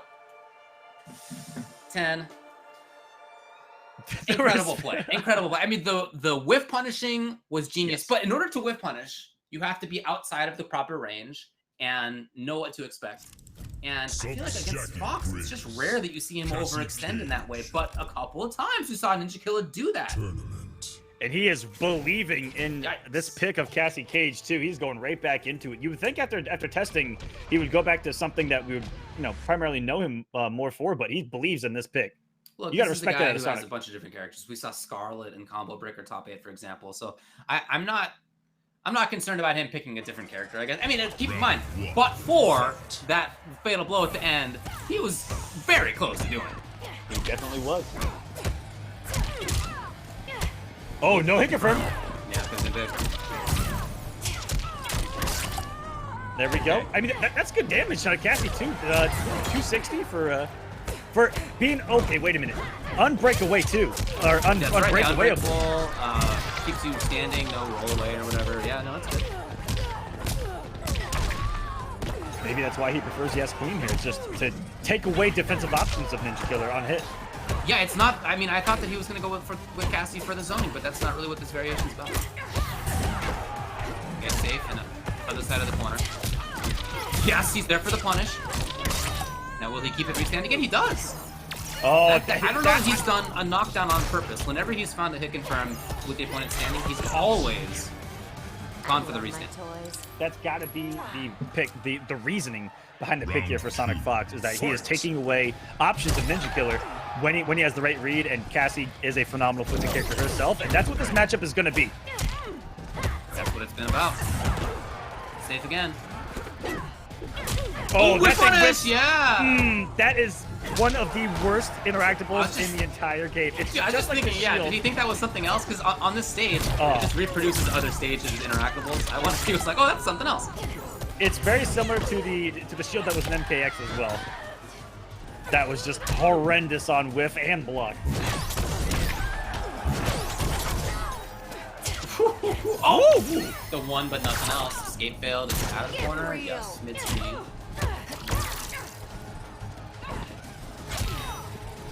Ooh, they both had the same idea. Oh my god! Okay.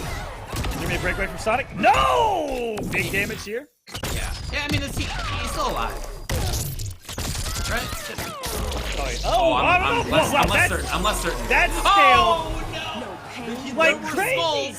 There were skulls and no shields. And that, I think, might have been a situation where shields but no skulls may have been who lived. That did so much damage. What? What?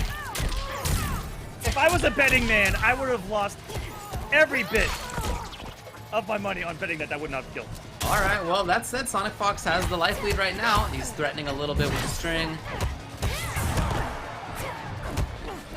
Jump into the corner, though. Here is exactly where NinjaKilla wants to be. No punish!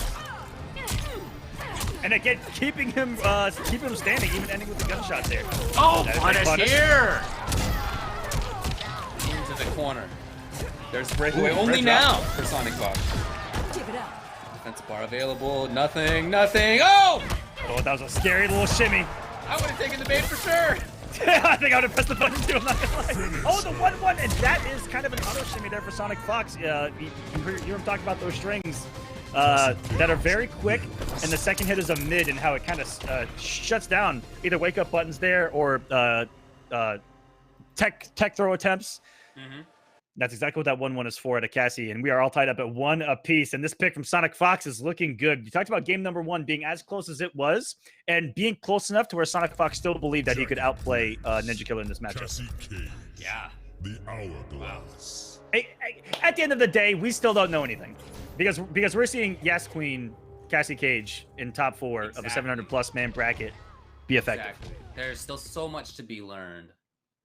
In the first month, people, I mean, the learning was let's learn one variation per character, right? For the most part. So a couple exceptions, but for the most part. Now I feel people are now branching out again, or maybe going back to the ones that they had briefly looked into and discarded.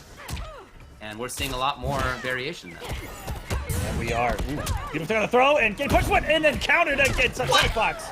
If there's someone who's good at countering and teching throws and knowing Jackie's options, I mean, it's going to be something. He didn't amplify. I'm very surprised to see that. Okay, blocks for us.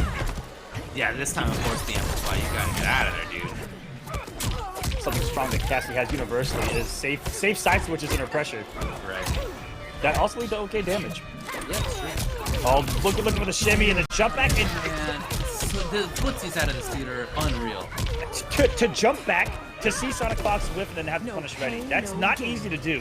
No! At this high level and against players like this, and to have it on command. Ooh. And there you go. That has worked an awful lot. Again, just meeting with the 1-1. That did get him burned in game number 1. Oh, Tech, I love it. If you remember, the raw fatal blow worked exactly against that, and beautiful reactionary anti-stand 1 out of Sonic. Again, the neutral up. Blown up.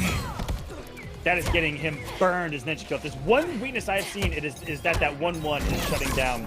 Again, so many of the defensive options that he's used to having, which is the delay wake up in the buttons or looking for the throws. I mean, he could be trying to do down 2 underneath the stand 1 available, but he just hasn't brought it up. Or wake up down 1, but again, the 1-1 is so quick, it's hard to do that before the mid's already active. Oh yeah, for sure. Wow, that was beautiful. Holy crap. That was just a wild distance anti-air. With a down 4, not easy to do as well. All right, let's see what NinjaKilla can do. The flawless block, and even the flawless block didn't shave off enough frames to get the punish with the forward to cast. I think it's forward to cast. I think these guys both have the same mid, like a dancing mid with their kick. Taking his breath. Oh, taking his breath with NinjaKilla, but SonicFox right point. Oh, beautiful punish with the dash punch. -7. Not ready for first throw, and that is SonicFox mixing things up well enough off of that -7 to finally open up NinjaKilla here and gets him with the punish. Punish. Oh, that was wasn't max range. I thought that was gonna be. This is gonna be a kick from Sonic. And wow, did he like hit confirm that to not amplify just so he saves the offensive meter? Maybe, yeah. Gotta see something here from NinjaKilla. Oh! Oh, wow. Of course, wow. amplified it. Again! And just go with it. To see the deal. He had 2 offensive bars there, in part because he didn't spend it 5 seconds before that. And he did, and then he kind of got, dare I say, a little bit crazy there at the end of that match, David. He went all out. Down 4 shadow kicks, pressure shadow kicks, amplified, non-amplified. Wow, 2-1 for SonicFox. This is the run back that he wanted. So he's getting exactly what he wanted, and we're seeing a completely new character out of SonicFox, trying to silence all of the people that said that SonicFox free, question mark, but NinjaKilla's not out of it. Oh, is he gonna go with Liu Kang? Oh, wait a minute. Here we go. Liu Kang comes out to play. Now, keep in mind, it's a 3 out of 5, obviously, and that means that he can switch to this character. But if Fox loses and doesn't like this matchup, he can still switch to whatever he wants to. And he's got the skin, David. You know. Wow. These Liu Kang players that grinded this skin are the ones that really believe in the character because they put in the time. It's not easy to get the skin by hand. Gorgeous. It is very nice looking. So now we'll see how he does. Punish just like that, and it's a crush just like that. What a way to start here for Fox. Try to anti-air. No. Wow. The shoulder. I actually didn't know what it looked like on hit because we had never seen it hit. I mean, it's pretty unsafe to just throw out there. Oh my goodness, look at that sweep range. Punish again, and this time, what's he got? The grab after having taught NinjaKilla to sit still. Exactly, conditioning with the 1-1 for 3 games straight opened up that throw right now. You guys are taking notes at home. Patience right there by Fox. I mean, no big deal here. He does maintain pressure. And that's going to be match point for Fox against NinjaKilla. Round 2, fight. 4-2. Oh my goodness. The 1-1 even worked on block right there. He blocked the 1, and then the second one he actually got hit by. Yeah. I think Ninja's definitely in the mix when it comes to that. Beautiful anti-air though. Spend 1. Yep. Oh no, puts himself in the corner there though. Below. Took away the gap. Wow, that 1-1 is really doing everything for SonicFox. Yeah, it's huge. Confirm again. No. It's busy. What's it gonna be again? He tried crouching one more time, and that's gonna do it! Into the drone it off with the head, SonicFox! 3-1 over NinjaKilla, and he's gonna advance into the losers finals. Wow, SonicFox. This is somebody who, look, he's been among the best fighting game players in the world. Is he maybe the best ever? He's definitely in that conversation. And when he loses, as he did, he's human, right? He loses sometimes. He does. He lost to NinjaKilla, as you said, in an online set. And he then said, okay, I think I figured it out. In that game 1, you and I were both a little like, oh, I don't know, man. Yeah. But then as that set went on, there was more and more and more control by SonicFox. And by the end of it, I feel he really ran that show. 100%. And that is just adaptation at its finest. And you know, where it matters the most in a competitive setting, in a tournament, that is really, and I hate to say this, but it's the way it is. That is where it matters most. That's true. Okay.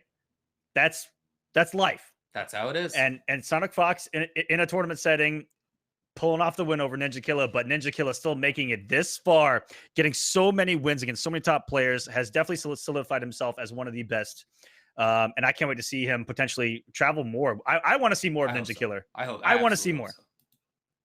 Yeah. But so dang, in getting, if you would have told me that Yes Queen just won in top 4 of this event, I would have said, David, you're a liar. Hey, there it was, and it looked pretty good. So that means There it is. 4th place for NinjaKilla. And just to be clear, we're looking at the online points. That means 50 points in the pro competition for NinjaKilla. And it also means $100.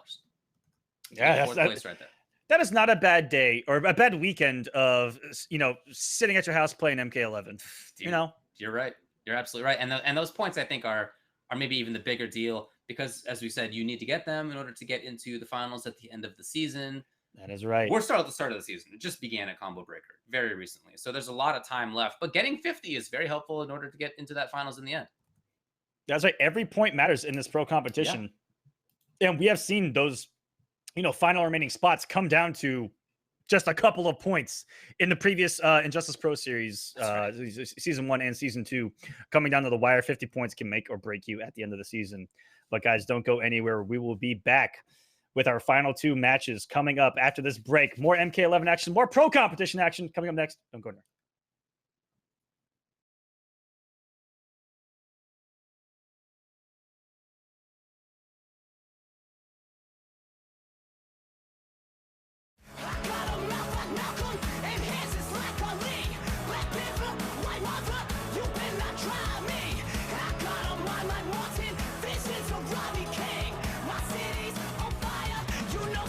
You gotta burn it down to build it up again.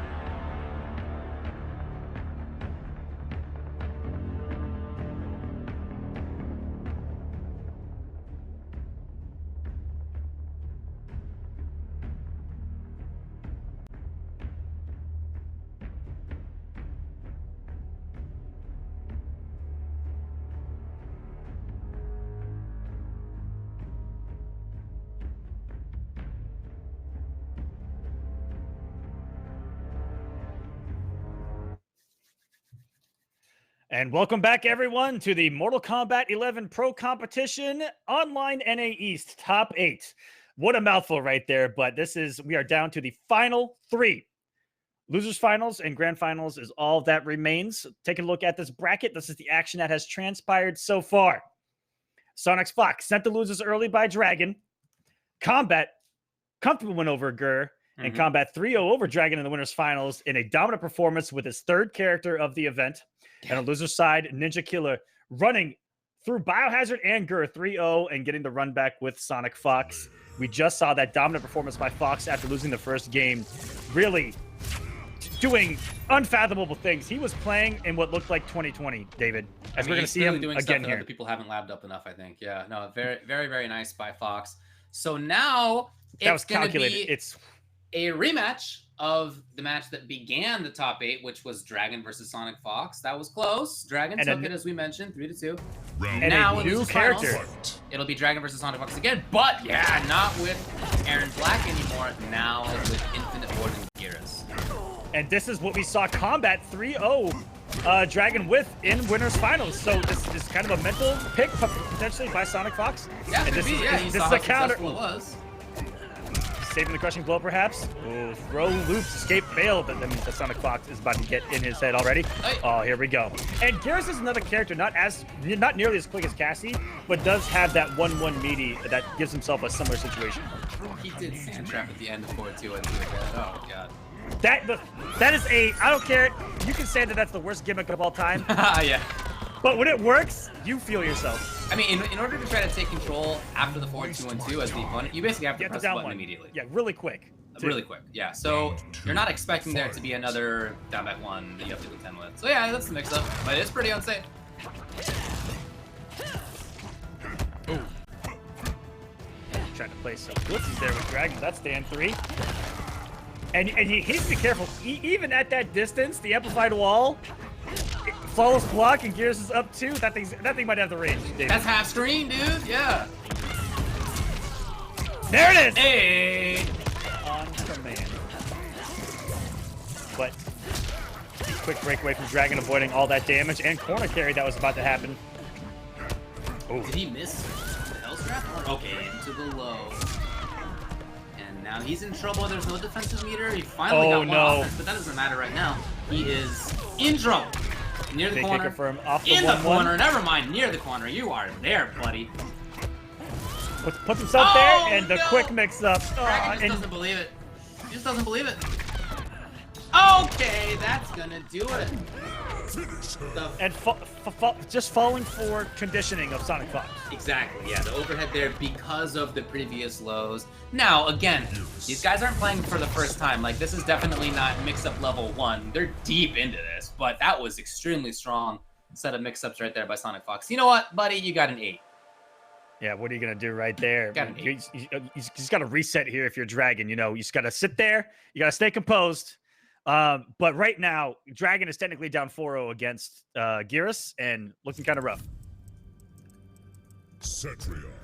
What does Dragon do about this time? He's not gonna be a different character, but I mean, what does he have to do? He's lost 4 games straight to Geras, to the character Geras, used by Combat, and it's SonicFox.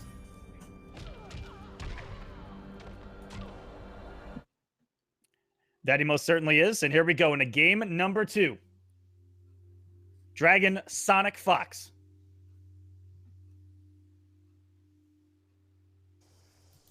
Round 1, fight.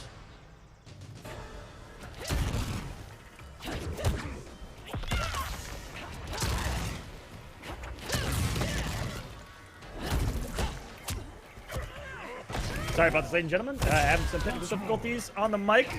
Give us 1 second.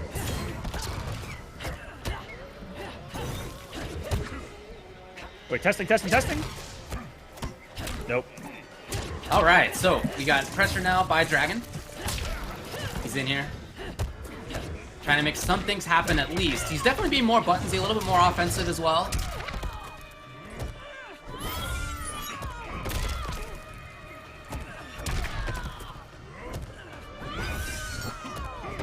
Here he comes. There we go. All right, it's all good. Time judge, and now we got more offense. No, the roll forward, getting away.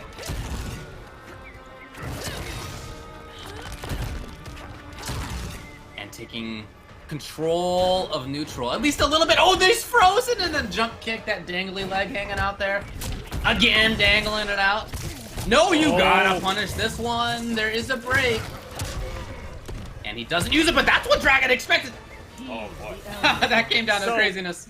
So Dragon learned from a previous mistake on the winner's side, which was doing the amplified wall at the end of a round when someone has the fatal blow, which he still needs to be careful of because his fatal blow still might be quick enough to punish wall itself, but that was the mind game that he just played with SonicFox.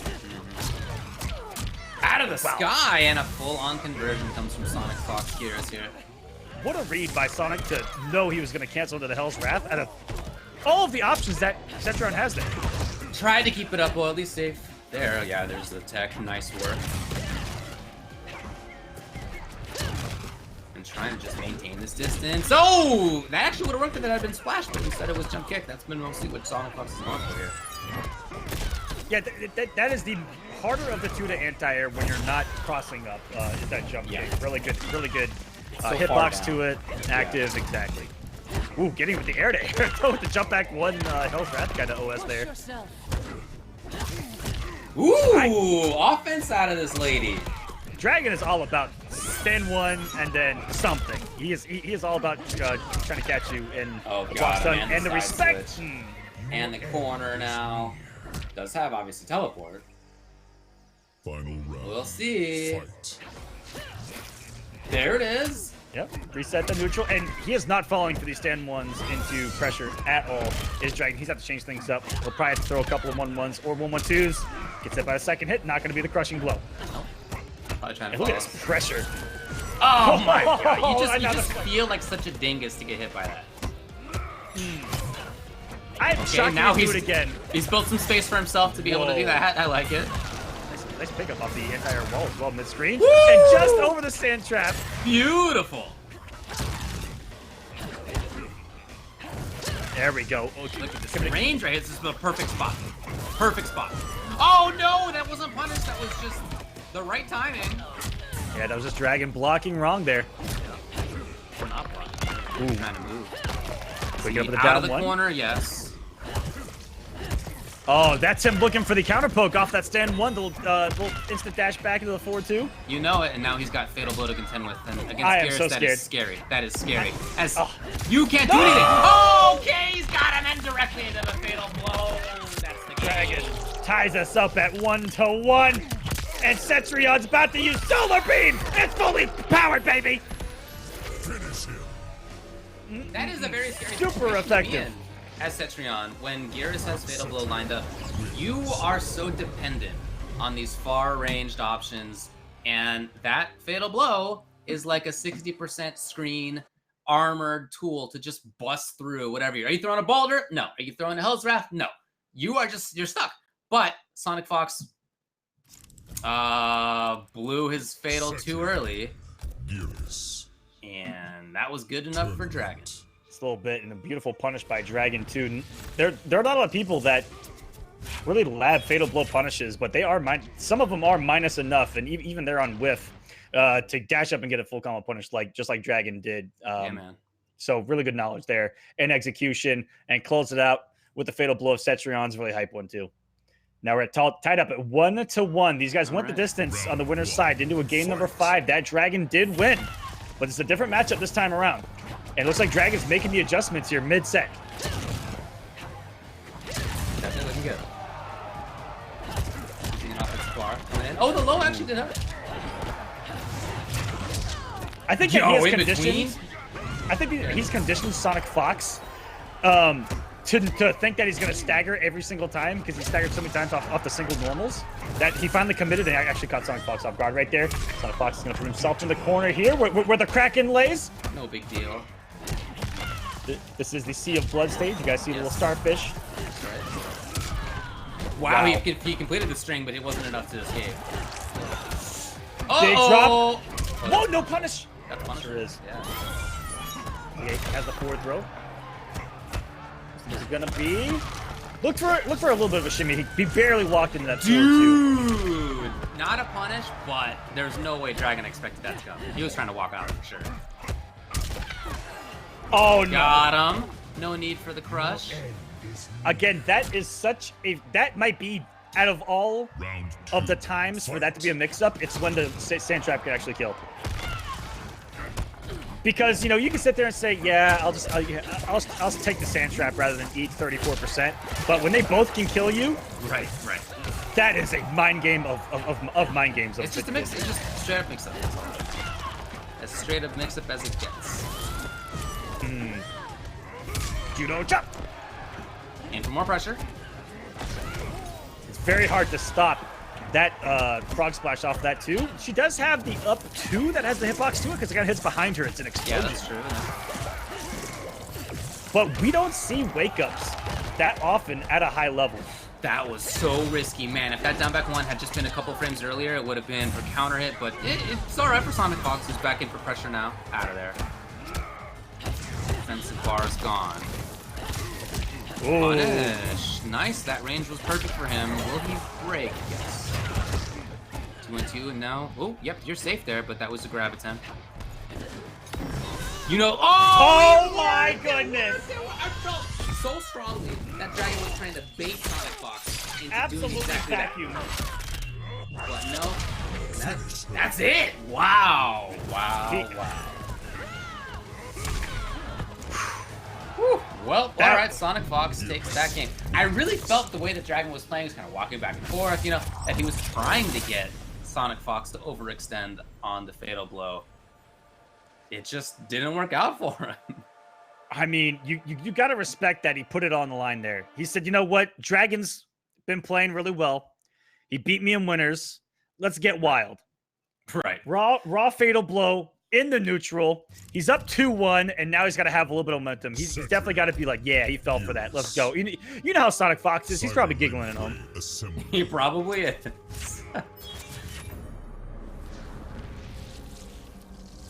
So again, back to the 6-set trap color, man. And I like you know, I use the same color, but I use the chain whips. Ooh, with those are with cool. with the embers on the end of them. Mm-hmm. I do gotta say that Gears does not have the best gear when it comes to being real flashy. It's very, very simple stuff, but Gears is still a cool ass character. Cool character. Whoever voice acts Gears, give that man a medal. Did you see that anti-air? Lovely stuff. So I feel like SonicFox has been jumping almost with impunity against Dragon. But finally, in this round, he has 3 different anti-air so far, and they've all looked excellent. Quick rise? Ooh, I don't know what meaty stands for. Yo! Another one. Does Mr. stand for? Nope, he's just gonna keep it simple, go for the quick rise again. And he was all over the roll! Where was this guy in the last 2 games? Oh my god, that was just such a strong round by Dragon. The pressure of the anti-air is beautiful. Fight. Is this Viserious Targaryen? Did we just waken the dragon? Oh, too far. And he did actually get the punish. Very, very nice awareness. Jeez. This is a different player. Who did he pass the pad off to? I don't know. Somebody else is playing over there. Was his friend maybe playing beforehand? No, now it's Dragon for sure. This is the real Dragon. The Dragon that beat SonicFox in winner's side. Another one! Stay on the ground, SonicFox. That's what Dragon has implemented a no fly zone, and he even got the flawless block, the side switch too. Everything's working out for Dragon right now. He can do no wrong. Oh my god. That game was ridiculous. That was maybe the strongest individual game we've seen from anybody in this top 8. And we've seen a lot of strong stuff. SonicFox. And it was and against SonicFox. And after being down in the set. Another game 5 between the two. Wow. This is crazy. This is what we came here to see. That was an actual cooking by Dragon. It was. I can't believe how dominant a performance that was, but he's still not there yet, David. Will there be a switch in characters? No. Okay. Shao Kahn, Geras. You're not gonna shout. Okay. Sonic actually has a Shao Kahn that's really good though. Okay. Well, I mean, I get it, but like, And Shao Kahn is not terrible against Cetrion. Well, I agree, and I think in general he's not that terrible. I will agree to that too. But you don't bring him out here. Same matchup, Geras, Cetrion. And this, and I hate to think ahead, if Dragon gets this win, he will have to feel so much better against Kombat's Geras if he's able to get this W. Agreed, yeah. He has ascended in this match. Somehow it's happened right now and not in the previous 1,000 hours that he's played against Geras. Right? Like, yeah, that's so right. you think he's probably put in actually 1,000 hours against the character? Okay. No! Oh, punish and already. not. SonicFox making his first approach on the ground, and then immediately tried to jump in, anti-it. Whoa! What jump in was that? That was a different jump in too. Yeah, he used like jump 2 or whatever it is. Yeah, rather than splash. Try to come in with the people's elbow off the top rope. Yeah. Stand under the ground with a walk down, and that's the same mix-up we saw him implement against NinjaKilla. The shimmy into the 1-1. That's right. The grab comes now. We mentioned this before, but not very easy for this character to make comebacks. Oh, beautiful stuff. A lot of people, I think, would have just sat there blocking, but this dude wakes up with stand 1 and the side switch, and it's match point SonicFox trying to get into grand finals. Fight. Mid-set adjustments already. You know, again, the way Dragon played that last game, SonicFox, that short-term memory said never even happened. He was anti-airing me well. He's only jumped in twice so far. Changing things up there, too. He had been frog splashing the entire set. That's right. And a couple of micro changes can change everything, but Dragon. Oh, no. At the caliber to do the exact same. Guys are actually dropped, and now then part of that. Yeah, look at the loops right now. Oh, man, SonicFox is absolutely in Dragon's head all of a sudden. Can he punish it? Yes! There are situations with Cetrion's Geyser where it's not close enough for the close one, and it's not mid enough for the mid one, and it both doesn't drop. cover every spot. It's unfortunate. Yeah. Ooh. Oh. I have expected him to toss the crate out to the Hellstrat there. No pickup! Oh, but gotta worry about the fatal blow. The fatal blow. Oh, and there buddy! Is it enough? Can he get all of the shields? That's the question right now. It's gonna be close. Shield a couple of times. Oh, broken skull. Okay, he lives. He's live. He's live. He's live. No anti-air. He had been doing it. He's frozen. Oh, the jump he just jumped back instead of the anti-air one, which he had done before. He just got frozen out of it. SonicFox ends up defeating Dragon in losers finals 3-2. Avenging the loss on winners in the same fashion in a game number 5. All right. You couldn't script anything better. Take some respect. Take it. There you go. You got it.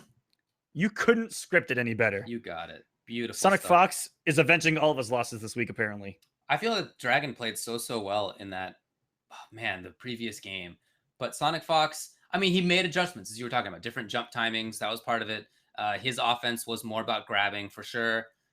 And in that game, even though it was largely about grabbing, he also did, like, meaty stand 1-1, and Dragon was trying to neutral duck under a grab. So he had all of these correct mix-ups, and sometimes it works out like that. But I also felt that Dragon's kind of got frozen by the end. Like he was not anti-airing anymore at the very end. He was trying to jump away at the very end rather than being confident in his spacing and his anti-airs like he was in the game before.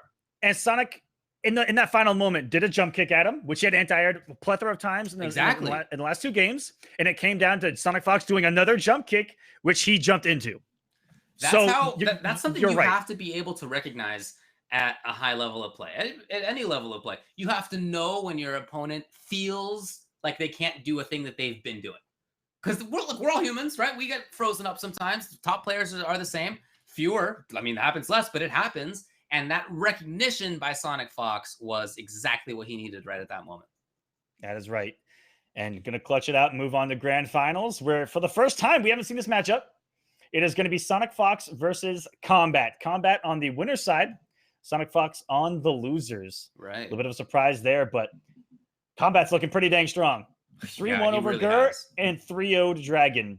Now, will SonicFox mirror Kombat, or will Kombat go back to Cage? This could be 2 completely different characters than we saw as Geras got both SonicFox and Kombat to this match. So if I'm Combat, I don't start out with Johnny because SonicFox has Jackie, he has Cassie. Those are characters that some of those hitbox whiffing issues will occur on.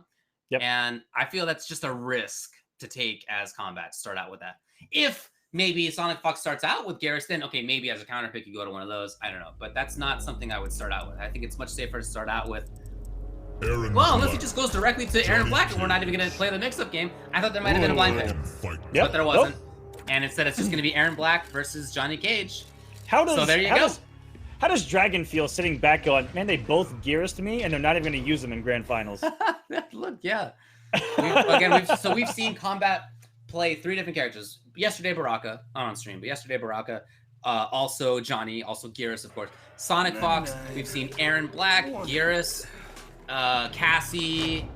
Have we seen Jackie from him this season? Jackie? Maybe not. Not in top 8. Not in top 8 at least. Yeah, I don't think I saw him play that bullets are yesterday. real, But Kate. in any case, at least 3 different characters for each of these. my fists. Round 1. Fight. And here we go, grand finals, NA Online East, and wow! Starting off with a 4-1 and having, so, something that SonicFox has implemented with Aaron Black lately is that he is not afraid to throw out a single button into that gun stance and hit confirm it into full combo. He does not able to do it with 4-1, but you'll see him do it with stand 2 as well.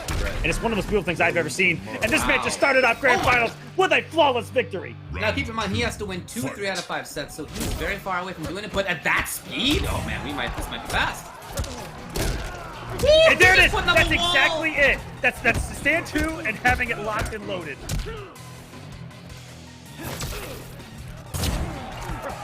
It's like watching. Okay, no. Yo, did he actually punish him to get right on top of the Yeah. stick again? Yes, he did. Just That leave him was standing on it. SonicFox loves the mind games of damage over time. You saw it with Caltrops, the same exact character back in X. Put it down, watch people panic, just put up full skate. Yo, he. Uh-oh. And, holding okay. up forward. Oh, I have expected SonicFox Aaron Black. to, he came off all the bullets of his rifle to go into the stance and do his little uppercut finish, but he didn't. Shame. 1-0 SonicFox. And he has to win 5 more games if he wants to take Right. this entire tournament. Right. Good start, not though. Easy. Good Great start. Great start. What'll it be from Aaron Combat? Black. Johnny Cage. Yeah, I mean, against Yeah. Aaron, I feel like Johnny's good. You have different. breathing room here, too. That's right. That's true. Even if he loses the first 3 games, not that big of a deal. You don't want to do that, but not. I just want to as big a say that how realistic the reflection is on the glasses of Johnny Cage is is insane. NetherRealm, great job. the models are so beautiful. Round 1. Fight.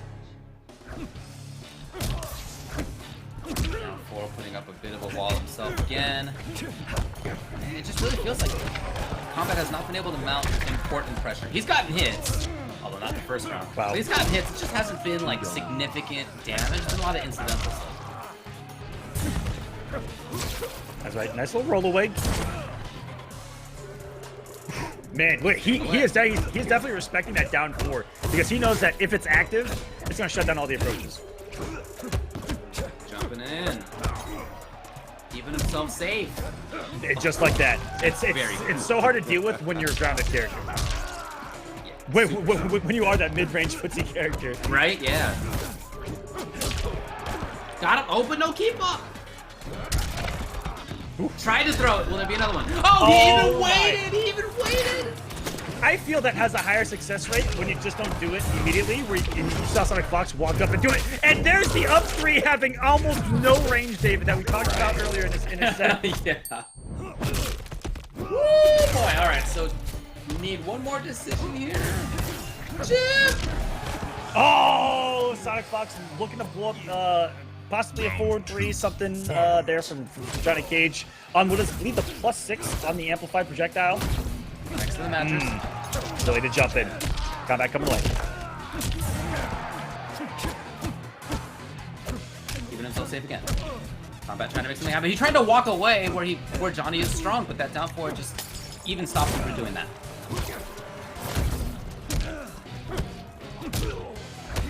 There it is, maybe a chance, a little bit of damage, no amplify. Okay, Kage!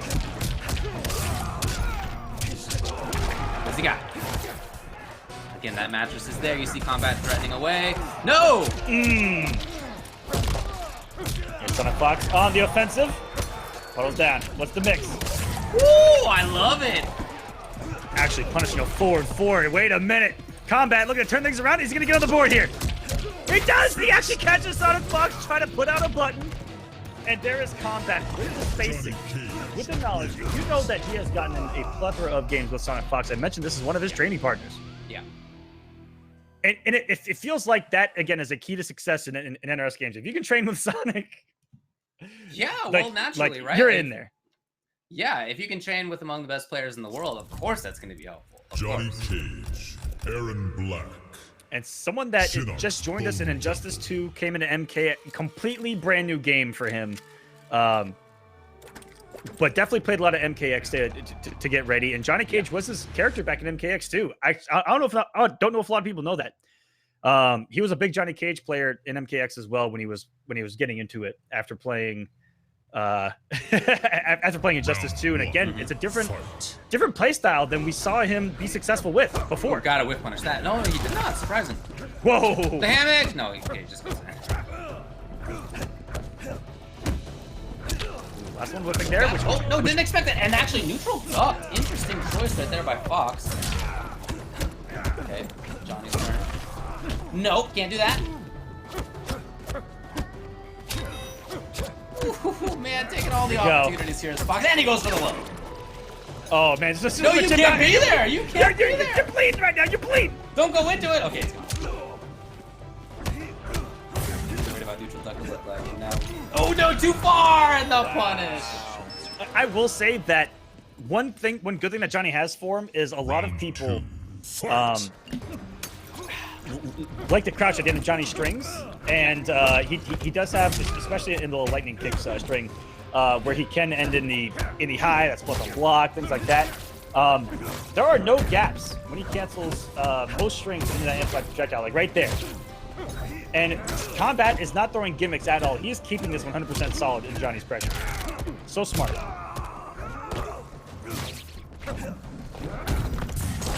Great block. And that does end in a high that I believe is crouchable. But the first two hits of the string are so quick, I don't think you have time to even recognize what string you did. Ready. Tried to jump over the goop, but no. And all these timings out of Fox are so strong. Got the corner for himself now. Well, I don't know if he's going to go in too hard now. He doesn't. Okay. Oh!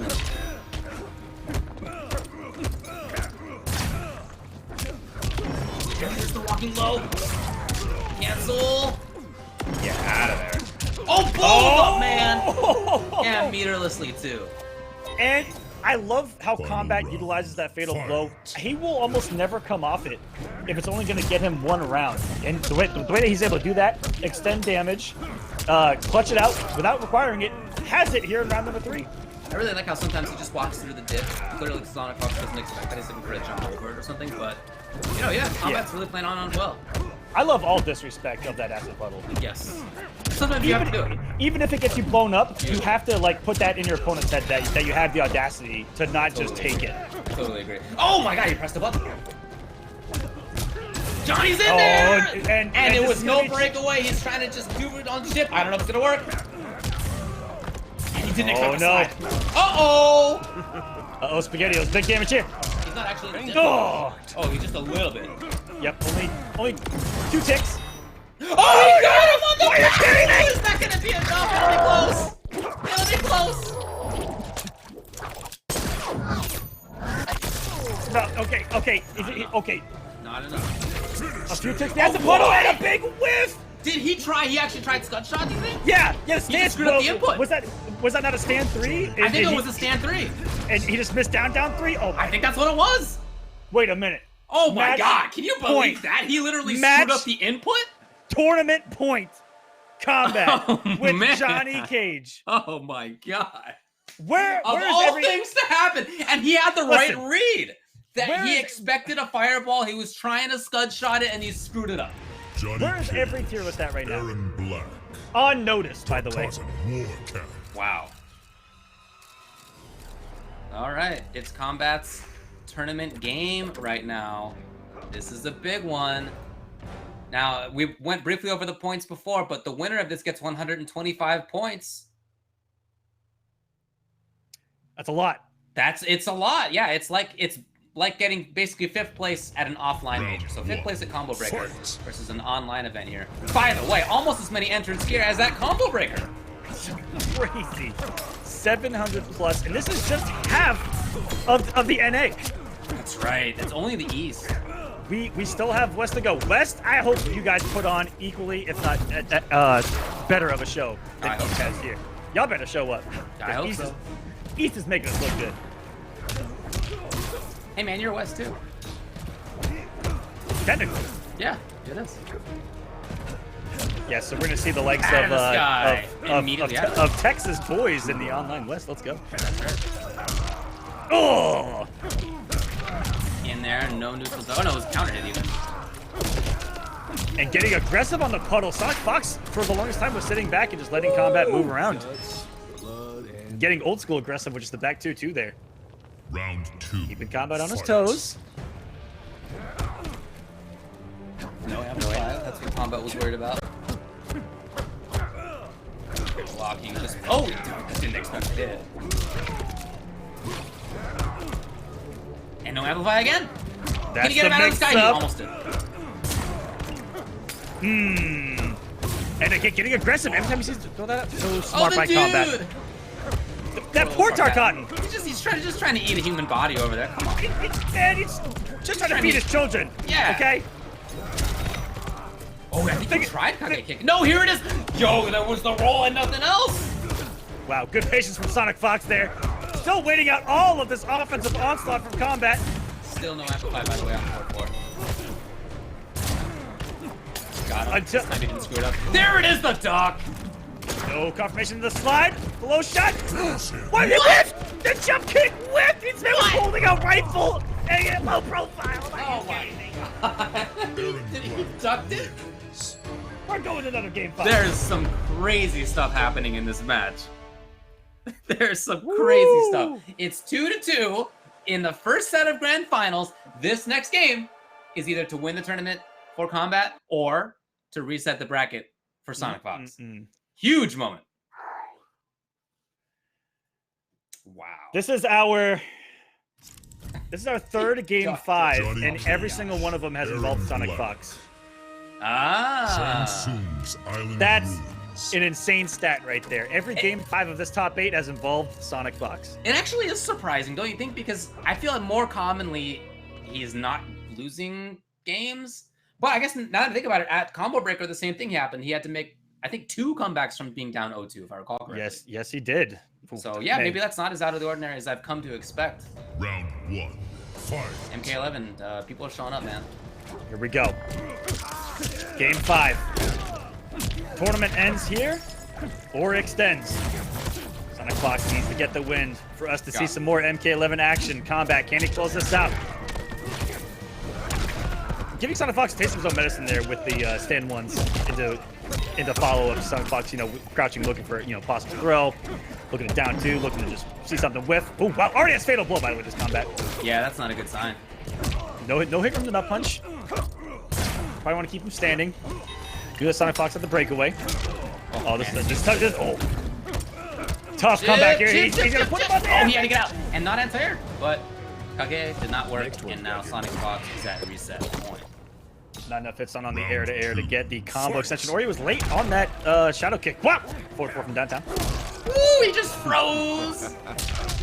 There's the back throw, so SonicFox is in the corner. Plus frames. Excellent patience. And no amplification. He hasn't amplified that one time, and I'm shocked we haven't seen Combat with a quick reversal on that. I know, yeah. But the one time he does it, right? The one time he does it, he's gonna get a shot. Guaranteed. Beautiful. Amazing pickup right there. Anti-air, yes, air is fine too. Into the corner though. Oh, okay. Down 1 nut punch. We are online. Nice interrupt. Yes. It looks like I haven't seen that from him yet, but there it was. Trying to dance around. Here's Combat. Great block again. No amplification. He is still respecting it though. Oh! Right in the face. It's gonna be close. This is gonna be enough. That's gonna do it for sure. That is a reset in Grand Finals in a Game 5 situation. Don't go anywhere. This has just begun. Okay. Wow, that whiffed? Okay. Yeah, that was a little Aaron funky. Black. That was so anticlimactic. Aaron Black, man. Looking good out there. SonicFox resets the bracket. Now there's another 3 out of 5 set that we'll play, and whoever wins that one is going to win the whole tournament for sure. All right, have one of these. You got a big 10 from me. I'm so impressed at his ability to make combat expect that there's an amplification after that dropkick, because I think he did it in the first game, and I don't think he's done that since then, or maybe the second game, but like it hasn't been for the last 2 or 3 games. Yeah, and combat is still respected because you know it can come at literally any time. It definitely can. All right, 0-0. We are starting fresh here, ladies and gentlemen. It's a brand new set. Both of these players need 3 games to take the tournament. Is it going to be combat? Is it going to be SonicFox? Round 1. Let's get into this. Same exact matchup. No characters switch from either gentleman who have used really the most characters out of anyone here. Yeah, well, I mean, you know, as people who play against each other a lot, they must have ideas about which one's the best to go with, and I guess that's what they settled on here. With punish, yes! Excellent stuff. Great awareness right there. Combo in the corner. Ready somehow. Ooh, raw slide right there. And the wake-up buttons. The audacity of combat. I love it. On display. You were talking about how you have to disrespect that puddle. I totally agree with you. You can't always do it, but sometimes you have to let the opponent know you're willing. Yeah, you just gotta let them know that you got the balls to wake up with those buttons. Oh, no! Oh, what? He picked it up off the street shot. Okay, Sonic, chill. He's still in the dip. Oh, no. Oh, no. Wait. He's gonna kill it. It ends up working out. That was ugly twice, and then pretty Round once. 2. Right.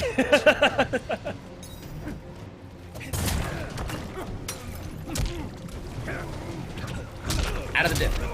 Got him. Yes. Okay. Comes out of SonicFox right here and distance a little bit. Not too much. Stepping his toes into that dip out there. There's the pickup off the jump kick. And he dropped that earlier with that shadow kick off the. That's right. And it cost him big time. SonicFox is ready for the punish on the whiff. We can punch every go to the corner. Slowly but surely. Wake up, stand 1. And then I guess he expected the breakaway. Genius stuff right there by Fox. Put his opponent into the dip. He's cooking. Yeah, and... Oh, neither one wants to take the big bet. That fatal blow is definitely the threat right here. Definitely the threat, SonicFox. And he recognized the fact that his opponent was so flustered by that potential fatal blow that he went in. Combat loses the round. A round that he had pretty good positioning in. Fight.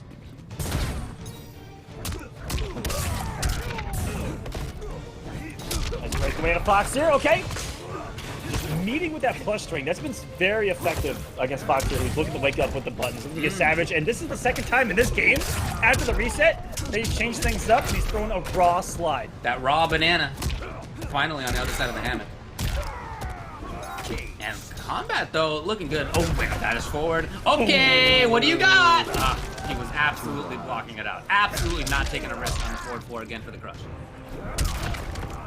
He's got another chance. Oh no, he definitely blocked it out for sure. And now again, we have a situation where that fatal blow is ready. Combat knows. Combat knows. Scary situation. Plus Baines. Beautiful walk up down 4 there by Combat. Finally! And the one time! Finally! The one time! It was the one time where Combat had to press the button. Oh no! Yes, it's so respectful. And then again, just like with the banana and the amplify. The fatal blow had some life. Expected it so long, and it just comes when he didn't expect it. And it's now again. Oh my goodness! He swung! He just swung! What did you have to lose? What did you have to lose from him, from SonicFox hitting you? If you're just mashing down 2, you have nothing left, nothing to lose right there. You actually lost and then won. I am so done. That was ridiculous.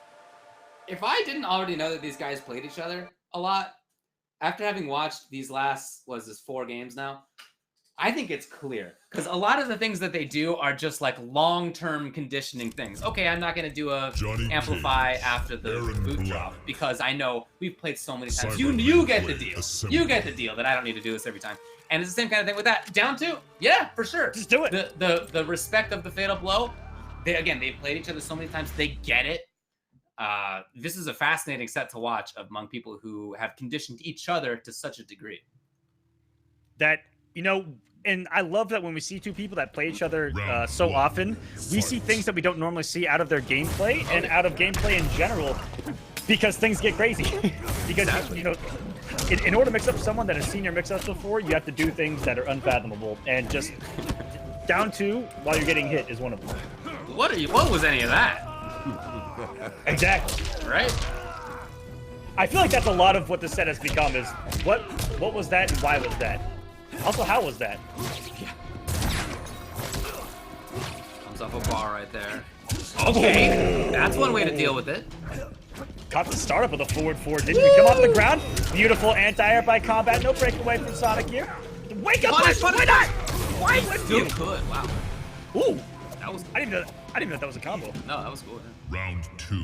Sonic Fight. popping off mid-match here. Yeah. Banana. Try to get Lancey's punish. No. Punish! Yes, he's there for a while. SonicFox tried to give Combat a taste of his own medicine, and Combat wasn't having it. He said, you know what, bro? I'm feeling pretty good here. All right, what's the pressure? Look at the stagger. I like that. And would have even covered the wake-up jump into a full combo like we saw before, too. Walking on that puddle. He has no fear. He says, SonicFox, that's not going to protect you here, bro. Try to get the standalone there. No dice. Here comes Fox. And this is Tough definitely spot. a controlled spot. Hard to beat here. Oh! That was beautiful. That was beautiful. Finally, Fox able to establish some control against Combat here, who's Fight. unorthodox playstyle. Like I said, it's discomforting for someone like Fox. Who's you? Actually. Oh, okay. Great awareness from Fox of what to do. That's a lot of damage. He's punished, but not into a lot. Okay, Kage! Wow! Against the held rifle stance too. He's been trying to reversal the forward 4 in his face. Got him! Oh, this could be big. Yeah, he had to break away. Still there. Oh, they had the same exact idea. Nut punch! Down 1 nut punch! Sweet mashing! Didn't expect the grab. Combat is 1 hit away from being on. Oh! What is now? Double tournament point! Johnny Cage wins. Now, if you're SonicFox in that situation, do you think that he went with the boot drop there because he had Triple seen tournament Combat point. be so patient when the fatal blow was on deck, and he was like, "All right, you haven't pressed buttons when there's been fatal blow. You've been trying to hang out, so I'm gonna come in and try to make something happen." But this time, Combat was ready for that. Johnny Cage, Aaron Black. Making the adjustments when it matters most. After the reset. And it has been some pretty wild decisions, if I do say so myself. That game 1, and you know, it may have been a mental relief in that game number 1 to win it how Combat did in a very ludicrous manner of really getting punished and getting the win by just swinging. It can not only take away momentum from SonicFox, but give Combat the momentum of, okay, I may have gotten away with a little bit of murder right there, and you feel a little bit more comfortable, you feel a little bit more confident. You're like, hey, I'm up 1-0 on SonicFox right now. Let's go. Well, now And he's up 2-0. now he's up 2-0. Exactly right. So this is, as you said, tournament game for Combat. But he's been here before. SonicFox was able to battle. Got him. Combat is looked in control again since that 1-0 start. Aside from SonicFox sneaking in that round last game, plus frames. Yeah. Punishing the down for it. Oh, this is match point, tournament point for Combat. Round 2. Fight. You know you're feeling yourself when you can whip punish a down 4 like that out of Combat. And actually Steinhardt got him off it. A down 1 up push working again. And look at the offense now for Combat. No breakaway from Sonic. Plus frames again. Block. Trying to stagger. Fox, finding a moment. That's a big read because you have to make a read that he's not going to cancel into the projectile to make that swing. Got him! Got him! And the I'm cut! done. This is ridiculous. Combat is knocking on tournament point right now. Only needs one more BMB really to do so. Watch out the fatal blow out of SonicFox. Chipping away with the projectiles. Knocking it out and over the up 3. Combat takes it. NA Online East 700 plus entered and only one walks away your champion. It is Combat. Congratulations. Take 2. This guy, first of all, one of my absolute favorite fatalities. It's not just in this Mortal Kombat game, but in any Mortal Kombat game. It's genius. Genius. We have casted 2 major online tournaments. You and me. We have. You know who's won both of those? Combat with Johnny Cage. Combat with Johnny Cage. That was how he got to Combo Breaker, having won the Combat Cup. And now he has entered the Mortal Kombat Pro Competition Online NA East. And along with 700 plus other players, many of the best players in the world. That's right. And he again comes out on top with Johnny, but also with Garrus, with Baraka. This is a guy who has multiple characters that has commanded tippy top level. What does that tell us? That he's prepared for every single matchup. Yeah. You know, he can say that he managed Johnny Cage. Johnny Cage has his problematic matchups, and he's ready for him. Sure. Exactly. That is the mark of a top player right there. Cover the spread. Dude, he 3-0'd SonicFox in the second set of Grand Finals. 3-0. Wow. That was an incredible top 8 right there. Incredible performance by Combat, who is looking so good. We've been talking a lot about him, right? How he doesn't have the long-term history that many of the other players do, but that he's gone through the same trajectory that we've seen a bunch of the players actually in this top 8, even let alone other players as well, have gone through, of coming up in a previous game, being good by the end of it, definitely. You see talent for sure. And then a new game comes out, and they are there immediately. They get it. It's new. They figure it out at the same time as everybody else, and they are among the best. We've seen that with a lot of these guys. Fox, Dragon, NinjaKilla, a lot of these guys have gone through that same trajectory, and here's Combat as well. Congratulations. Getting number 1. SonicFox is still going to be sitting pretty in the pro competition, getting a plethora of points himself. Just really good showing. Again, avenging the losses like he did. Dragon getting great points, top 8 at Combo Breaker, top 8 here. NinjaKilla getting on the board, getting top 8 as well, getting 4th, I believe, overall. Yep. That means he gets 50 so points. First place overall got 125, so that's for Combat. Congrats to him on that. That is definitely a big moment. Like we said, it's about like getting 5th place at a offline major. You know, naturally there's more value put on that. I think that's everybody would agree with that. Yes, but 100%. Still, but there are not a lot of points out there to get. So all these points matter, especially when you can't travel internationally. Yeah, because there are a lot of international events. And if you can't travel, you got to soak up these points while you can. If you're in NA, you try to get all these points you can, and that's what these online events are able to do. Even though there are online events for the other scenes as well. So shouts to the Pro Competition for doing that. But yeah, this is a great way to get on the board, especially if you're Combat, and for everyone else to again solidify their position and gather those points while they can, like SonicFox, Dragon, Gur, who Biohazard got the points at Combo Breaker. Yeah, top I mean, 32, I'm top looking 16, at top 8. I'm looking at the current standings. Now, Scar was definitely ahead, right? He won Combo Breaker, not naturally number 1. SonicFox is going to be number 1 now because he got 2nd place there. He got 2nd place again here. So that's fine. Combat actually did already have points. He had 145.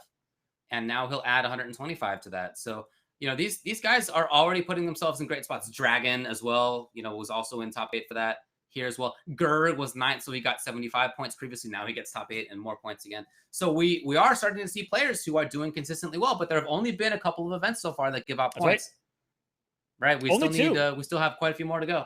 Yeah, we got Combo Breaker that happened. We had this NA Online East. We have NA Online West that is happening later this year. Yeah. We, of course, have CEO, Vianality, and Evo coming up. A real big trifecta, real close to each other there. Yeah. Just a couple weeks away from CEO. And then I believe the weekend after is Vianality. That is how close they are back-to-back. A couple weekends after that. That's right. Is going to be Evo. We are in tournament season, baby, David. We are in it. We're in the thick of it. Exactly. The THICC of it. There you go. That's your Pro Competition, MK11 Pro Competition, Online NA East, top 8. Follow along for sure at NRS Esports on Twitter to find out everything that's going on in the scene. I like a lot of what they're doing on that Twitter account. It's not just letting you know when a big tournament is coming up and helping you follow along with that, but also they've done a great job at pumping out, content creators, Twitch streams, things to watch for, bits of tech that come out. People come up with new ideas and they show that off as well. So I really recommend giving NRS Esports a follow on Twitter. They're doing great work over there. I wouldn't even highly recommend it. I'm telling you to. You should do it. Go follow NRS Esports right now. You will not be disappointed. Yeah. And you use hashtag MK11, hashtag pro competition for all things competitive. Stay informed. We will see you guys next on the pro competition at CEO. Thank you so much for watching. David, do you have any final thoughts on the day? Had a blast. So many great matches to see. So much strong play. Very, very impressed by Combat. Congrats to him for taking it on the day. Again, thanks for watching, everybody. And like Aquaman said, we'll see you at CEO. Take care, everybody.